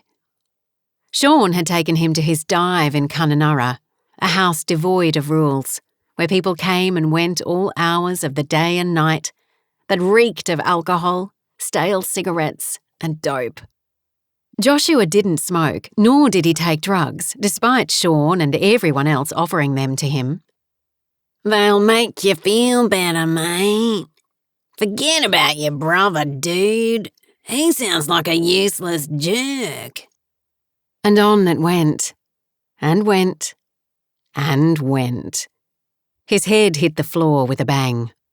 He groaned. What was he doing here? Sometime later, he woke to Sean shaking him. Come on, cuz, we need to go out. What for? There are 2 spots left in the rodeo. We need to get them before anyone else does. I don't feel like it. Don't give me that crap. This is what we've been wanting. Get yourself up and we'll get out of here. Sean grabbed his arm and pulled him to his feet. Joshua stumbled and almost fell. His head thumped like a jackhammer. Did you spike my drink? No, but you drank enough to wipe yourself out. Joshua groaned again. He was getting too old for this. Give me a moment. He stumbled into the bathroom and puked into the toilet bowl. After a few moments, he splashed his face with cold water and studied himself in the mirror. What a wreck. His eyes were bloodshot, his hair a mess. He reached into his back pocket for his comb. Fixing his hair didn't improve his appearance much, but at least he didn't look like a homeless person. But that's what he was. Homeless. He could never go back. Not ever. But he couldn't stay here. Sean might be happy to live in a dive like this, but he couldn't. He'd do the rodeo, make some money, and then hit the road. Drive as far as his money would take him. He slumped against the wall. Who was he kidding? The only person he had a problem with was Julian. But how could he go home while his brother was there? But I say to you who hear, love your enemies. Do good to those who hate you. Bless those who curse you. Pray for those who mistreat you. Whoever hits you on the cheek, offer him the other also. And whoever takes away your coat, do not withhold your shirt from him either. No, he didn't want to hear that. It was no good. He straightened and splashed his face again and then headed out to join Sean. Come on, cuz, let's go. Frank and Maggie arrived home the following day just as the family was sitting down to dinner. They'd driven all day, and although tired, were eager to get an update on Joshua. There was none. We've all tried calling him, but his phone's still turned off, Olivia said. Someone has to go looking for him, Frank said as he sat down. Agreed, Olivia replied. What do you suggest? Frank cast his gaze around the table. To his left, Janella sat beside Julian, who was unusually quiet, his lips pursed as though none of this was his fault. Opposite were Olivia and Nathan, and to his right, beside Maggie, sat Stella. Frank thought it strange that she should be at the family dinner table, but shrugged it off. Maggie had told him several times she thought something was going on between Stella and his youngest. He hadn't seen it for himself, but perhaps she was right. The younger grandchildren had already eaten and were in bed. The older two, Caleb and Sasha, were sitting quietly between Stella and Olivia. Okay. 2 of us need to look after the drives that are already booked. Best not to take any new bookings. I'm guessing tomorrow's has been cancelled. Olivia shook her head. I tried to cancel it, but the people weren't cooperative. Stella and Nathan are geared up to do it. Frank's brow shot up. Really? He thought that an odd pairing. He faced his eldest son. Why aren't you doing it, Julian? A look of horror crossed his face. Me? Go on a drive? Why not? You can ride. But I'm needed here. Frank stared at his son. When had he become so haughty? I think you and Nathan should do it together. Stella is needed here more than you over the next few days. Julian's gaze narrowed as he folded his arms and slunk down in his seat. Fine. Good. Janella and Liv, you 2 should call anyone who might know Joshua's whereabouts. The 2 women nodded. That leaves Stella, Maggie and me. I'd like to go into town and look for him. Dad, he could be anywhere by now. I doubt he'll still be in town, Olivia said. You might be right, but I can't sit here and do nothing. Stella cleared her throat and leaned forward. It might not be my place to say anything, but I think going after him won't work. He needs to come back in his own time. Frank studied her. And how do you know this? We've known each other for a while. We met at the rodeo in Alice. I knew it, Maggie said quietly. Has he been in contact with you? Frank asked. No. But you're in a relationship? Not really, but we were talking a lot before he left. Julian pinned her with a narrowed gaze. About me? Stella visibly gulped. Some. He wasn't happy about the way you treated him. He needs to grow up. Her eyes blazed. No, you need to give him credit for his abilities. He's great at what he does, you just don't see it. There was stunned silence at the table. Maggie grabbed Frank's hand and rubbed it. And you do? Julian asked in a measured tone. Yes, Stella replied. He's great with the guests, but not in the way you accused him of. From what I've seen, he's helpful and patient. And you've been here how long? Long enough. Okay, enough you two, Frank straightened. Julian, you and I need to talk. And we all need to pray for Joshua and Sean's safety and for wisdom to know what to do. We won't go into town looking for him. You're right. He looked at Olivia. He could be anywhere by now. Darwin, Broome, Perth, who knows? God does, Maggie said quietly. Frank nodded. Yes, he does. And I think we should pray.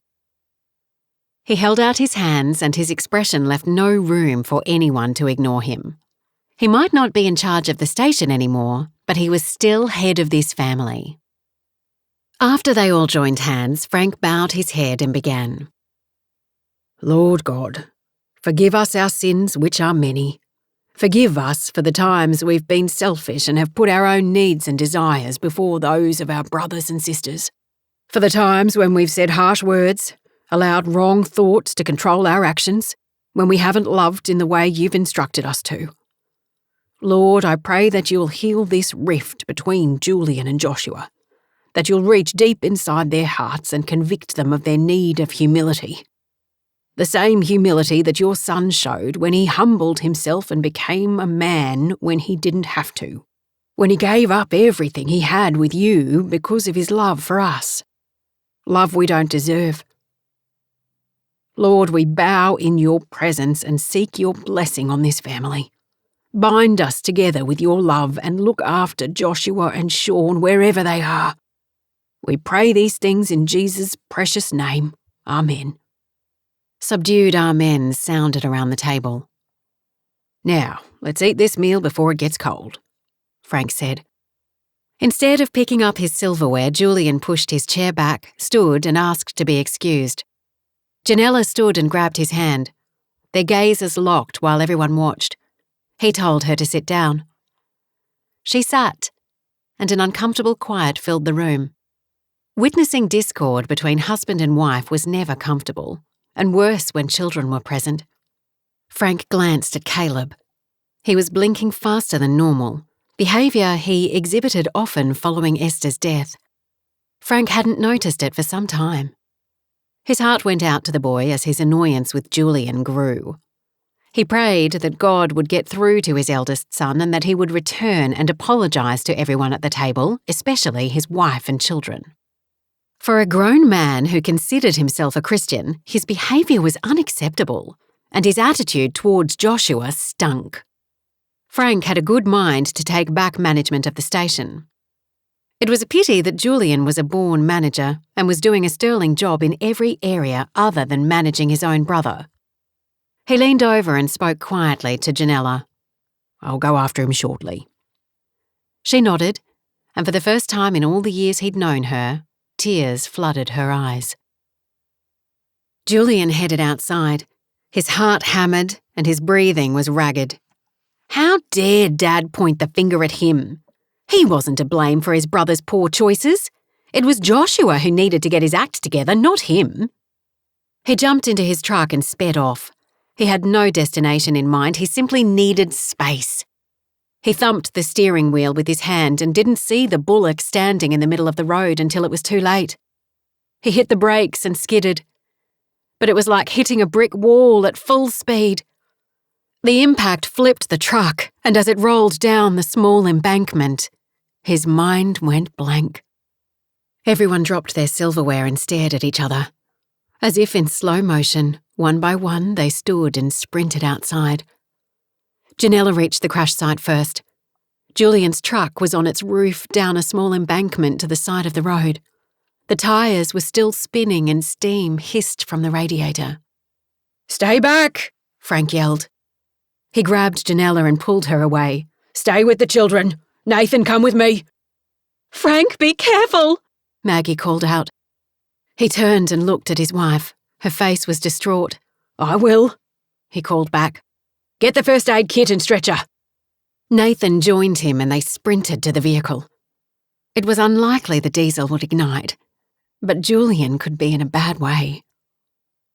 He could even be dead. Frank glanced at the bullock writhing on the ground, which Stella was already attending. No doubt it would be euthanized. He and Nathan clambered down the embankment towards the truck. Memories of another accident he'd rescued Julian from flitted through his mind. This one was worse. Julian's neck was at a strange angle and blood pooled around his head. It didn't look good. "Is there a pulse?" Frank asked as Nathan leaned in and felt Julian's neck. Nathan shook his head. But then he said, "Wait, I can feel a faint one." Frank breathed a sigh of relief. While there was life, there was hope. "We've got to get him out." "I'm not sure how." "Carefully." Julian hadn't been wearing his seatbelt, and now, with the vehicle on its roof, he was sprawled against it. "Let's try to open the door," Frank said. Together, he and Nathan tried to move it, but it wouldn't budge. "We'll need to go in through the front." The windscreen had smashed and the gap was large enough for Nathan to climb through. "How's he look?" Frank asked. "I need something to stop the bleeding." Frank clambered back up the small incline and called for Maggie to bring the first aid kit. Janella, Olivia and the children were all huddled together, sobbing. Maggie hurried over. "What do you need?" "Rags, something to stop the bleeding." She rummaged through the kit and handed him a wad of bandages. "Try these." Frank took them. "How does he look?" Maggie asked quietly. "He's alive, just." "Praise God. Is there anything I can do?" "Pray." She nodded and walked off to sit on a log where he knew she would be deep in intercession. He clambered back down and passed the wad of bandages to Nathan. Nathan applied the wad to the gash and secured it with his shirt, which he'd ripped off. Together, he and Frank carefully manoeuvred Julian from the vehicle and placed him on the stretcher. "We need to get him to the hospital," Frank said to Janella, who'd suddenly appeared at their side and grabbed Julian's hand. "I'll fire up the helicopter," she said, urgency in her voice. "No, call the flying doctor. None of us are in a good way to be flying," Frank replied. "Let me go with him." Caleb stepped forward and stood by his mother's side, his face distraught. Janella wrapped her arms around him. "Sweetheart, I'm not sure that's a good idea." He nodded and then burst into tears. "He'll be okay, Caleb." She hugged him tighter and rubbed his back as she met Frank's gaze over her son's shoulder. "But what if he's not?" Caleb sobbed. The boy's distress tore at Frank's heart. Memories of Esther's death would no doubt have been revived. "He'll be okay, son. You'll see." Frank glanced at Maggie, who was deep in prayer, and desperately hoped he was right. Chapter 20. A dull ache of foreboding weighed heavily on Janella as she stood by her husband's hospital bed. She tried to convince herself that Julian wasn't dying, but despite everyone else's bravado and confidence, she knew he was slipping away. Although his outward injuries would heal, the internal ones were so bad that even the doctors held little hope. The force of the collision with the bullock and the subsequent rollover had pushed his ribs into his lungs, crushing them. And he died twice while being airlifted to Kununurra Hospital.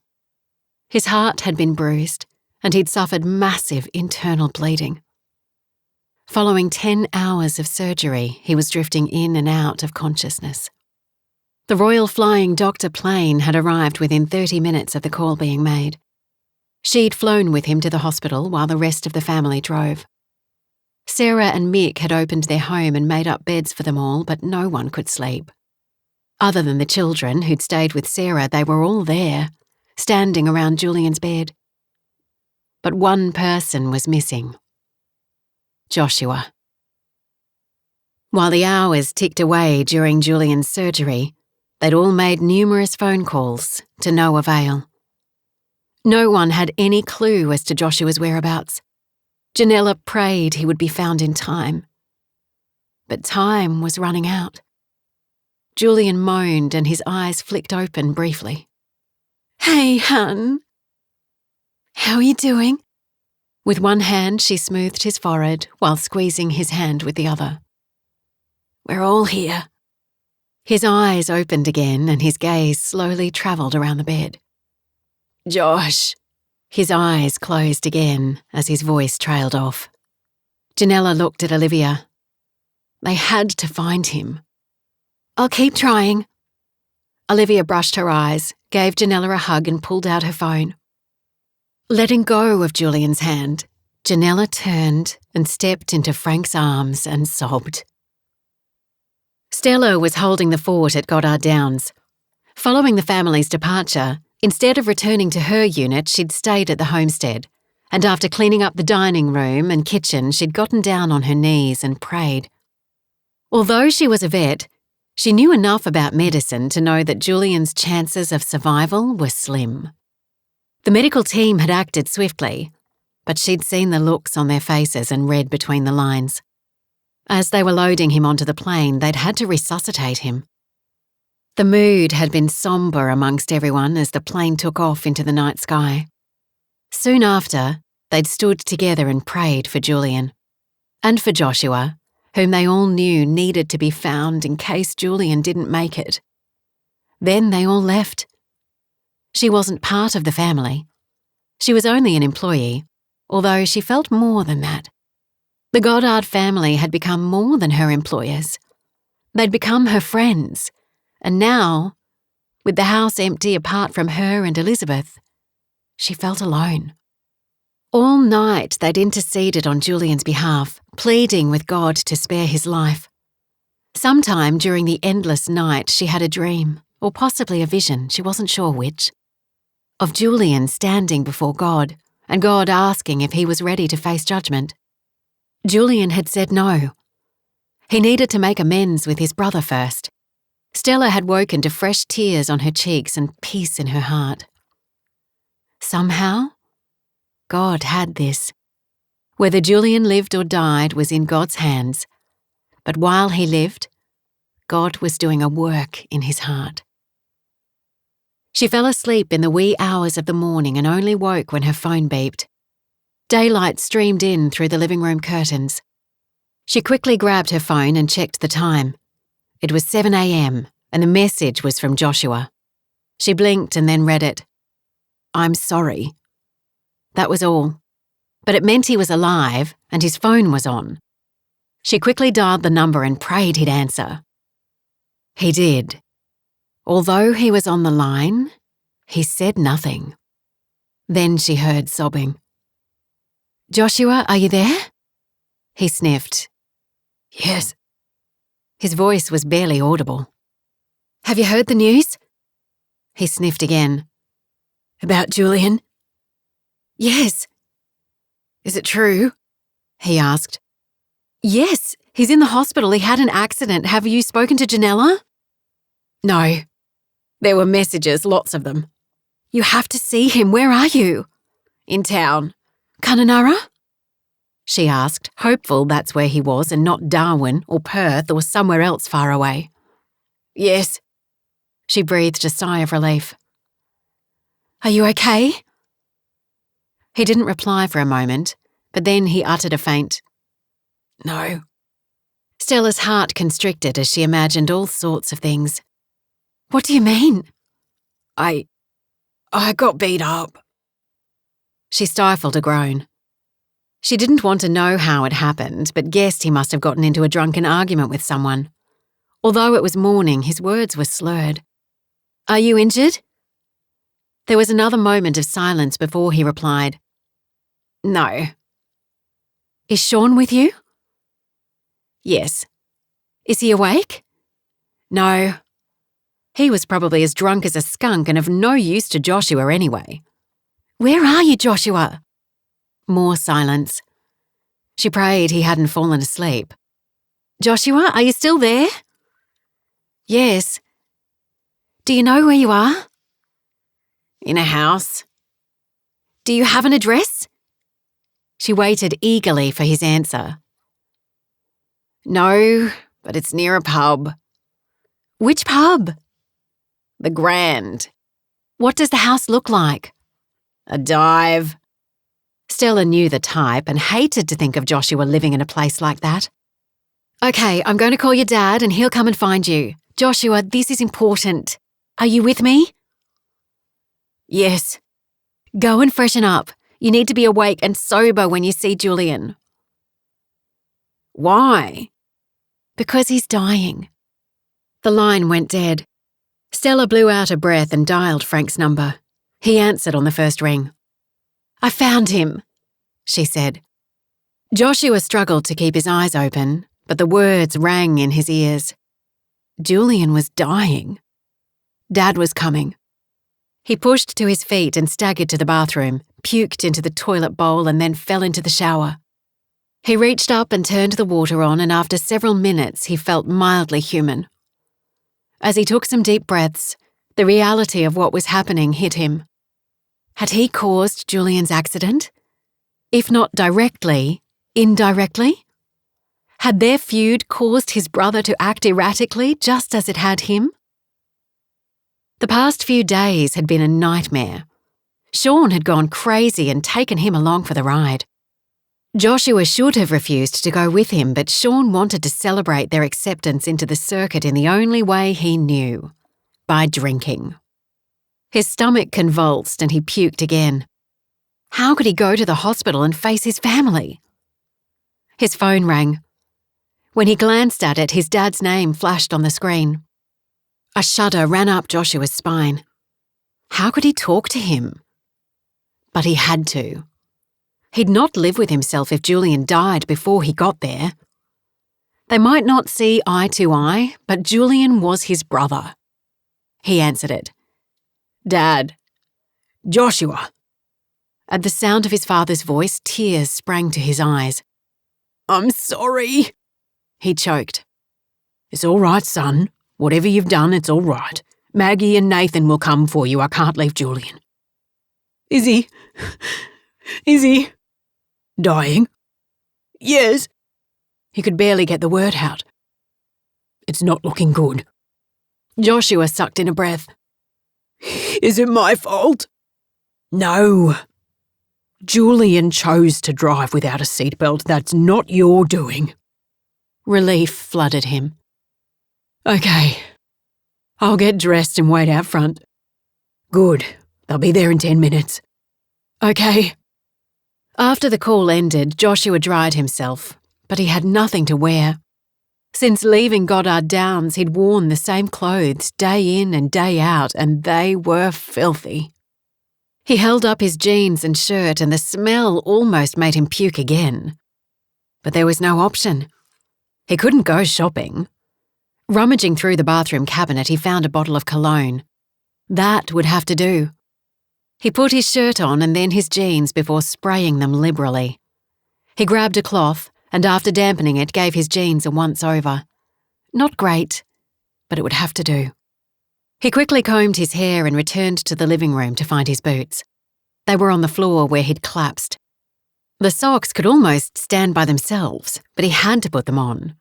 At least the boots would cover them. Sean was snoring loudly on the floor. 2 other dudes were out cold on the couch. Everywhere he looked were overflowing ashtrays, bong pipes, and empty beer bottles.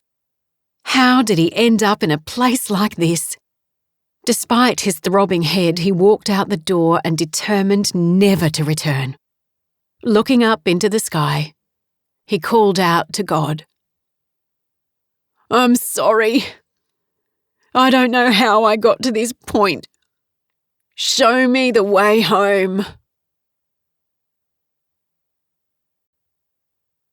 Chapter 21. Maggie kept her eyes peeled for Joshua as Nathan inched his car along the streets around the Grand Hotel. Although Joshua and Julian weren't her biological sons, she'd come to love them as if they were her own offspring, and her heart grieved for them both. Whatever had gone on between them, Joshua would be distressed to learn that Julian was dying, and she prayed silently that God would give her words that would comfort him. But first, they had to find him. Kununurra, like many towns in the outback, had unsavoury areas that most people avoided. This was one of them. Run-down houses with long grass and broken gates lined each street. Empty beer bottles lay in the gutters. Emaciated dogs rummaged through rubbish bins. She was glad Frank wasn't here to see it. It would have grieved him even more than it grieved her to know that Joshua had been staying somewhere like this. 3 dark-skinned children with large round eyes sat in the gutter and looked up as they drove past. "Who you looking for, missus?" one asked. "A tall man with short, dark hair," Maggie replied out the window. "Haven't seen no one like that." "Okay, thank you." They continued on. Maggie didn't know Nathan well. In fact, until now, she'd not spent any time with him on her own. So it felt strange to be in a car with him looking for Joshua. But he was as keen as she was to find him. He'd taken a methodical approach, ensuring they didn't miss any street near the hotel. The description of the house they'd been given was of no help at all. All the houses near the hotel were dives. "Only 2 streets left before we get into the better area," Nathan said as he turned left onto yet another street lined with rundown houses. "There he is!" Maggie pointed ahead to a figure sitting in the gutter, staring at the ground. As they approached, Joshua looked up, his face ashen. Pushing to his feet, he stood and waited for the car to stop. Maggie and Nathan both jumped out. Maggie enveloped him in her arms. "It's so good to see you, Joshua." As Joshua nodded, a sense of shame flowed through him at having Maggie see him like this. But it felt so good to be hugged. He sucked in a breath and tried to steady his emotions. When she released him, Nathan gave him a quick hug. No doubt he was blaming Joshua for this mess, but Dad had said it wasn't his fault. What happened?" he asked as Nathan helped him into the front seat of the car, seating him in the middle between him and Maggie. "Julian stormed out during dinner. The truck hit a bullock and rolled," Nathan replied. "He wasn't wearing his seatbelt." That might have been so, Joshua thought, but what made him storm out? It had to have been because of him, but he'd leave it for now. It didn't matter. "Is he really dying?" Maggie took his hand. "He's in a bad way, Joshua. He's suffered massive internal bleeding and the doctors have only given him a slim chance of survival." He shuddered inwardly as terrible regrets assailed him. He should have been more tolerant of Julian. Mum would have wanted that. She would have hated the way they'd been treating each other. "It's my fault." He almost choked on the words. "No, you can't blame yourself, Joshua. Julian's a grown man and is responsible for his own actions." He sat quietly, and for the first time in many years, he prayed silently and asked God to save his brother and to forgive him for his own pig-headedness. After Nathan parked, Maggie walked beside Joshua the whole way to the ICU. She knew he probably dreaded seeing everyone, especially his dad and Janella. If Julian died, Janella would be a widow, and the children will have lost their father. Although Maggie had assured Joshua this wasn't his fault, no doubt he was blaming himself. She couldn't imagine how he was feeling, but prayed that God would wrap his comforting arms around him. They'd all been praying Julian would survive, but sometimes God didn't answer prayers in the way people wanted. Although it was hard to accept or understand, they all knew that if this was Julian's time to go, who were they to argue? The ICU was on the ground floor of the small hospital. Questions had been asked as to whether Julian should have been taken to a larger hospital with more equipment. But time had been the determining factor, and the surgeon had assured them that Julian would receive the same treatment he'd receive elsewhere. They accepted that, and now, as the trio approached his ward, Maggie prayed that Julian had hung on long enough for Joshua to see him. Pausing at the main doors, Maggie asked Joshua if he was okay. He nodded, but said he'd like to go to the bathroom. While she and Nathan waited for him to return, she sent Frank a text to let them know they were there and to ask how Julian was doing. He replied that Julian was holding on, but that they'd sent for the children. She read between the lines. Janella and Frank had debated about whether Caleb and Sasha should be at their father's bedside. They weren't small children, but they'd already been emotionally scarred when their grandmother was swept away in the floods when they were young. Janella and Frank decided in the end that the decision would be left up to the children. They both decided they wanted to be there. Although it would be gut-wrenching for them, Maggie believed it was the right decision. Death was a part of the fabric of life, and although it was distressing for those left behind, for those who believed, death wasn't to be feared. Although Julian had his faults, he was a believer. Joshua returned after several minutes. Maggie smiled at him. "Are you ready?" Not really. She rubbed his back. "You'll be okay. We've been praying for you and you're stronger than you think." Tears welled in his eyes. Thank you. She handed him a tissue, which he took. Okay, let's do this, he said after drying his eyes. She held his hand as they walked through the ward. Julian's cubicle was in the middle, and the curtains were pulled around his bed. As she parted them slowly, she caught Frank's gaze and nodded. Joshua swallowed hard as he entered the cubicle. Julian was lying on the bed, and apart from the drips and monitors, the breathing tube, and the bandage on his head, he looked almost normal. It was hard to believe he might be dying. Maggie had told him that it was Julian's internal injuries that couldn't be seen that were the problem. Everyone looked up and he felt he was under scrutiny. Janella was sitting beside Julian, holding his hand. Dad stood behind her with his hand resting on her shoulder. Olivia had her arm around his waist.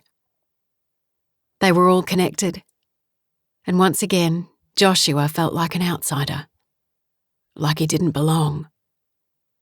But then they all reached out, and one at a time hugged him, offering words of encouragement and love.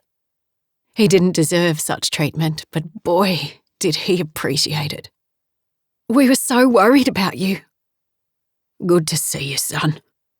"So glad you made it in time." It was surreal. How could Julian be dying? Janella motioned for him to sit on the seat beside the bed. They all stepped back and motioned for Joshua to squeeze into the small space. He sat down and looked at Julian. Will he hear me? He asked of no one in particular. We're not sure, son, his dad replied. But assume he will. Joshua nodded. Hey, big brother. What are you doing here? This wasn't meant to happen. I'm sorry for the way I treated you. I don't know why I let it continue for so long. Please forgive me. You don't have to do this, you know. You don't have to leave us. Tears welled in his eyes and his chest tightened. This couldn't be happening. Without thinking, he took Julian's hand and was startled when he felt a slight squeeze. Julian had heard him. The children arrived and Joshua stood to give them space. Several minutes later, the monitor beeped loudly. The crash team rushed in and tried to revive Julian. But as they watched from a distance, he slipped away and was pronounced dead at 10 minutes past 8. Chapter 22. The trip home was slow and solemn.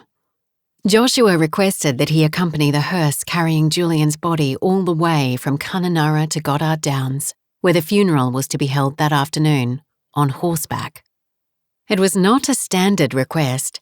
In fact, the funeral company had initially said no, but he insisted. And after much discussion, it was agreed that not only would he accompany the vehicle, but the whole family would. They set off in the pale light of pre-dawn.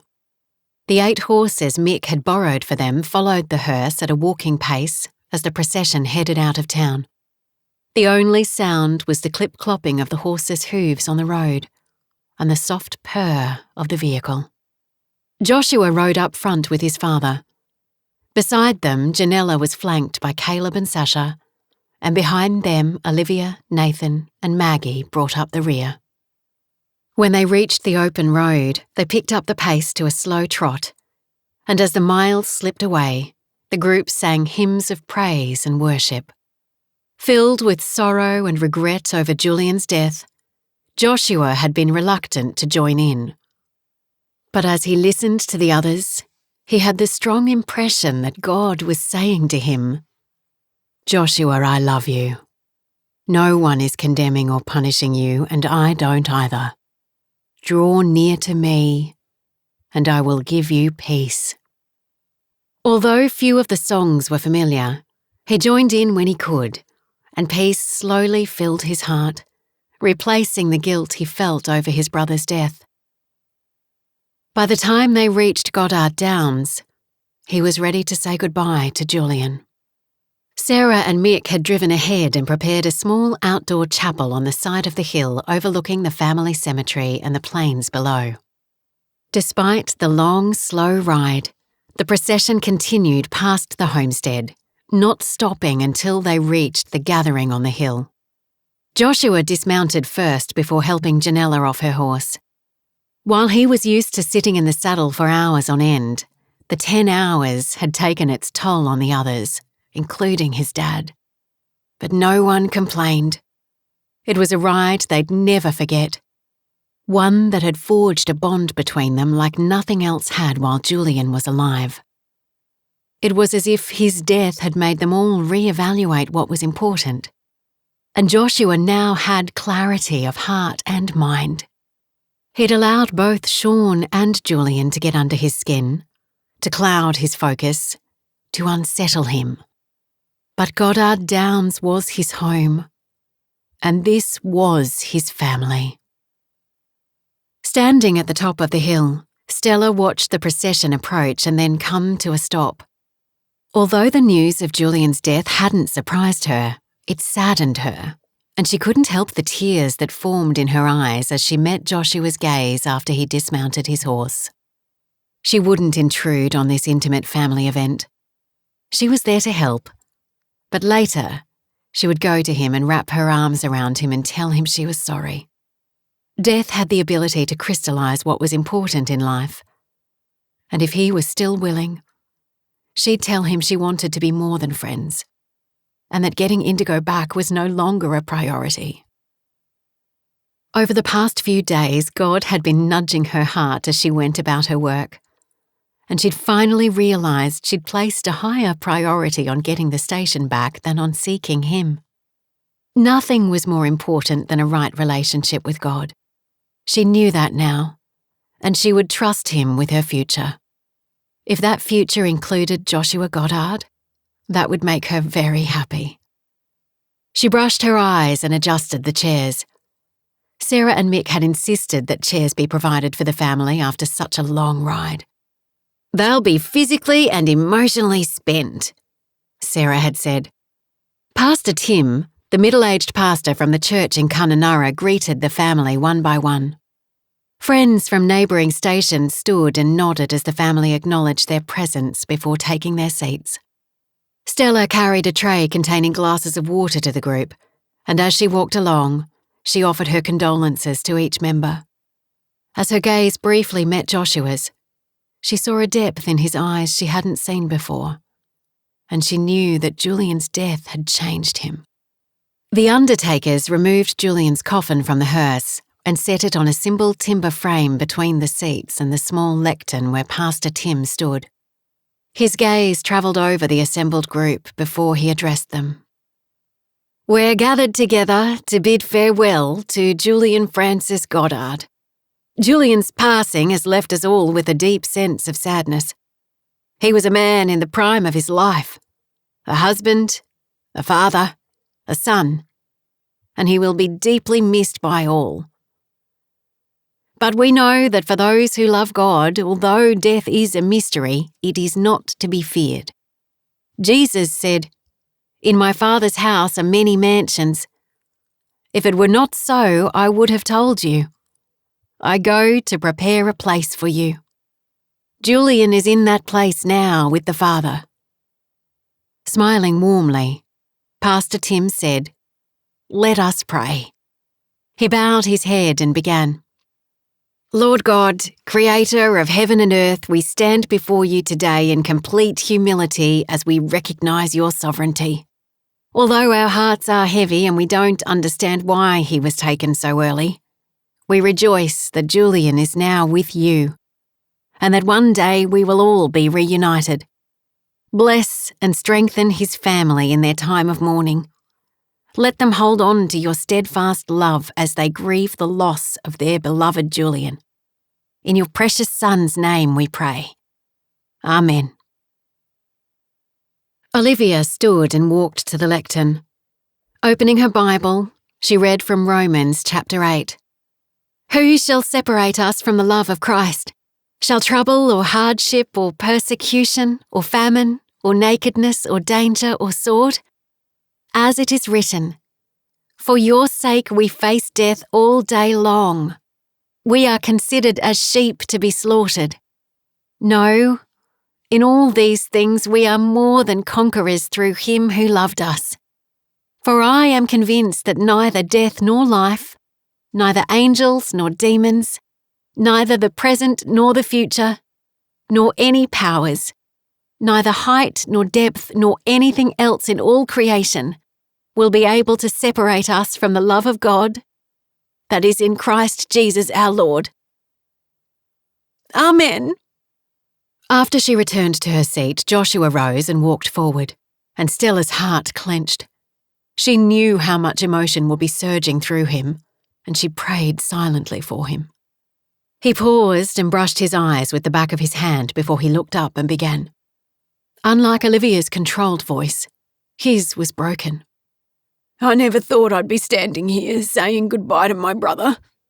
He sniffed and visibly swallowed, his Adam's apple bobbing. "Julian and I had our differences, but he was still my brother. I regret that I let our grievances carry on for so long. In the days since he died, I've come to realise that life's too short to allow grievances, petty or otherwise, to mar our relationships with each other. I'd been hanging on to the belief that I was better than Julian. But that's not the case.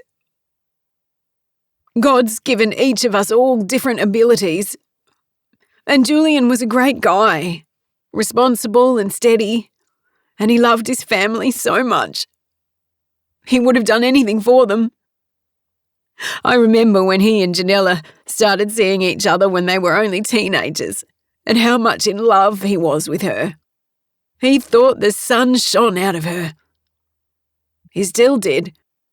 I'm not sure why we let our egos get in the way, and I sorely regret it.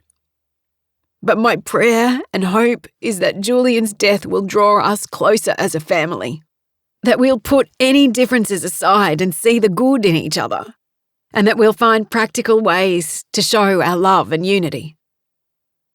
Dad, Maggie, Janella, Caleb, Sasha, Olivia, and Nathan, I promise to be there for you always, and with God's help, to be the best person I can be, and to make our mother proud. That's all." Tears streamed down his cheeks. Janella and Olivia both rose and hurried to him, hugging him. Frank nodded, pride on his face, while Maggie squeezed his hand. Blinking, Stella brushed tears from her cheeks. Soon after, once Pastor Tim had prayed again and they'd sung Psalm 23, "The Lord's my shepherd," the men, including Mick and Graham, who'd come from Darwin for the funeral, and Caleb, lifted the coffin and carried it slowly to the family cemetery. The remaining family members followed behind, and then the others, including Stella, joined the group. Oh, how she wanted to comfort Joshua as he stood beside Janella. As he bent down and picked up a handful of Goddard Downs soil and threw it on top of Julian's grave after it had been slowly lowered into the ground. As he bowed his head when Pastor Tim committed Julian's body and soul to the Lord. He lifted his head and his gaze slowly searched those standing on the opposite side until it settled on hers. His eyes were full of pain, but also hope. She smiled, and when he smiled back, her heart beat a crescendo.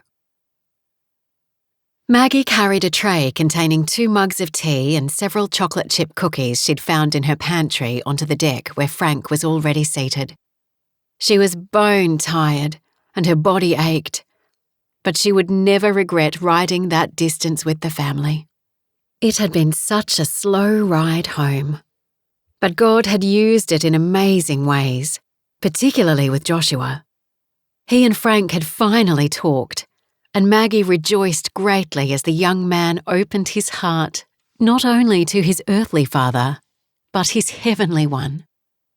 "Here we are," she smiled as she placed the tray onto the table and, sitting beside Frank, slipped her hand onto his thigh and rested her head on his shoulder. He put his arm around her shoulders and rubbed her upper arm gently as they gazed at the night sky. She honestly didn't mind if they fell asleep there. After the events of the past few days, although her heart was heavy and ached for her new family, she'd fallen deeper and deeper in love with her husband, and she never wanted to leave his side. Dear friends, let us love one another, for love comes from God. Everyone who loves has been born of God and knows God. Whoever does not love does not know God, because God is love. 1 John 4, verse 7. This is the end of Slow Ride Home. The story continues in Book 4, Slow Dance at Dusk. Click the link below to listen now.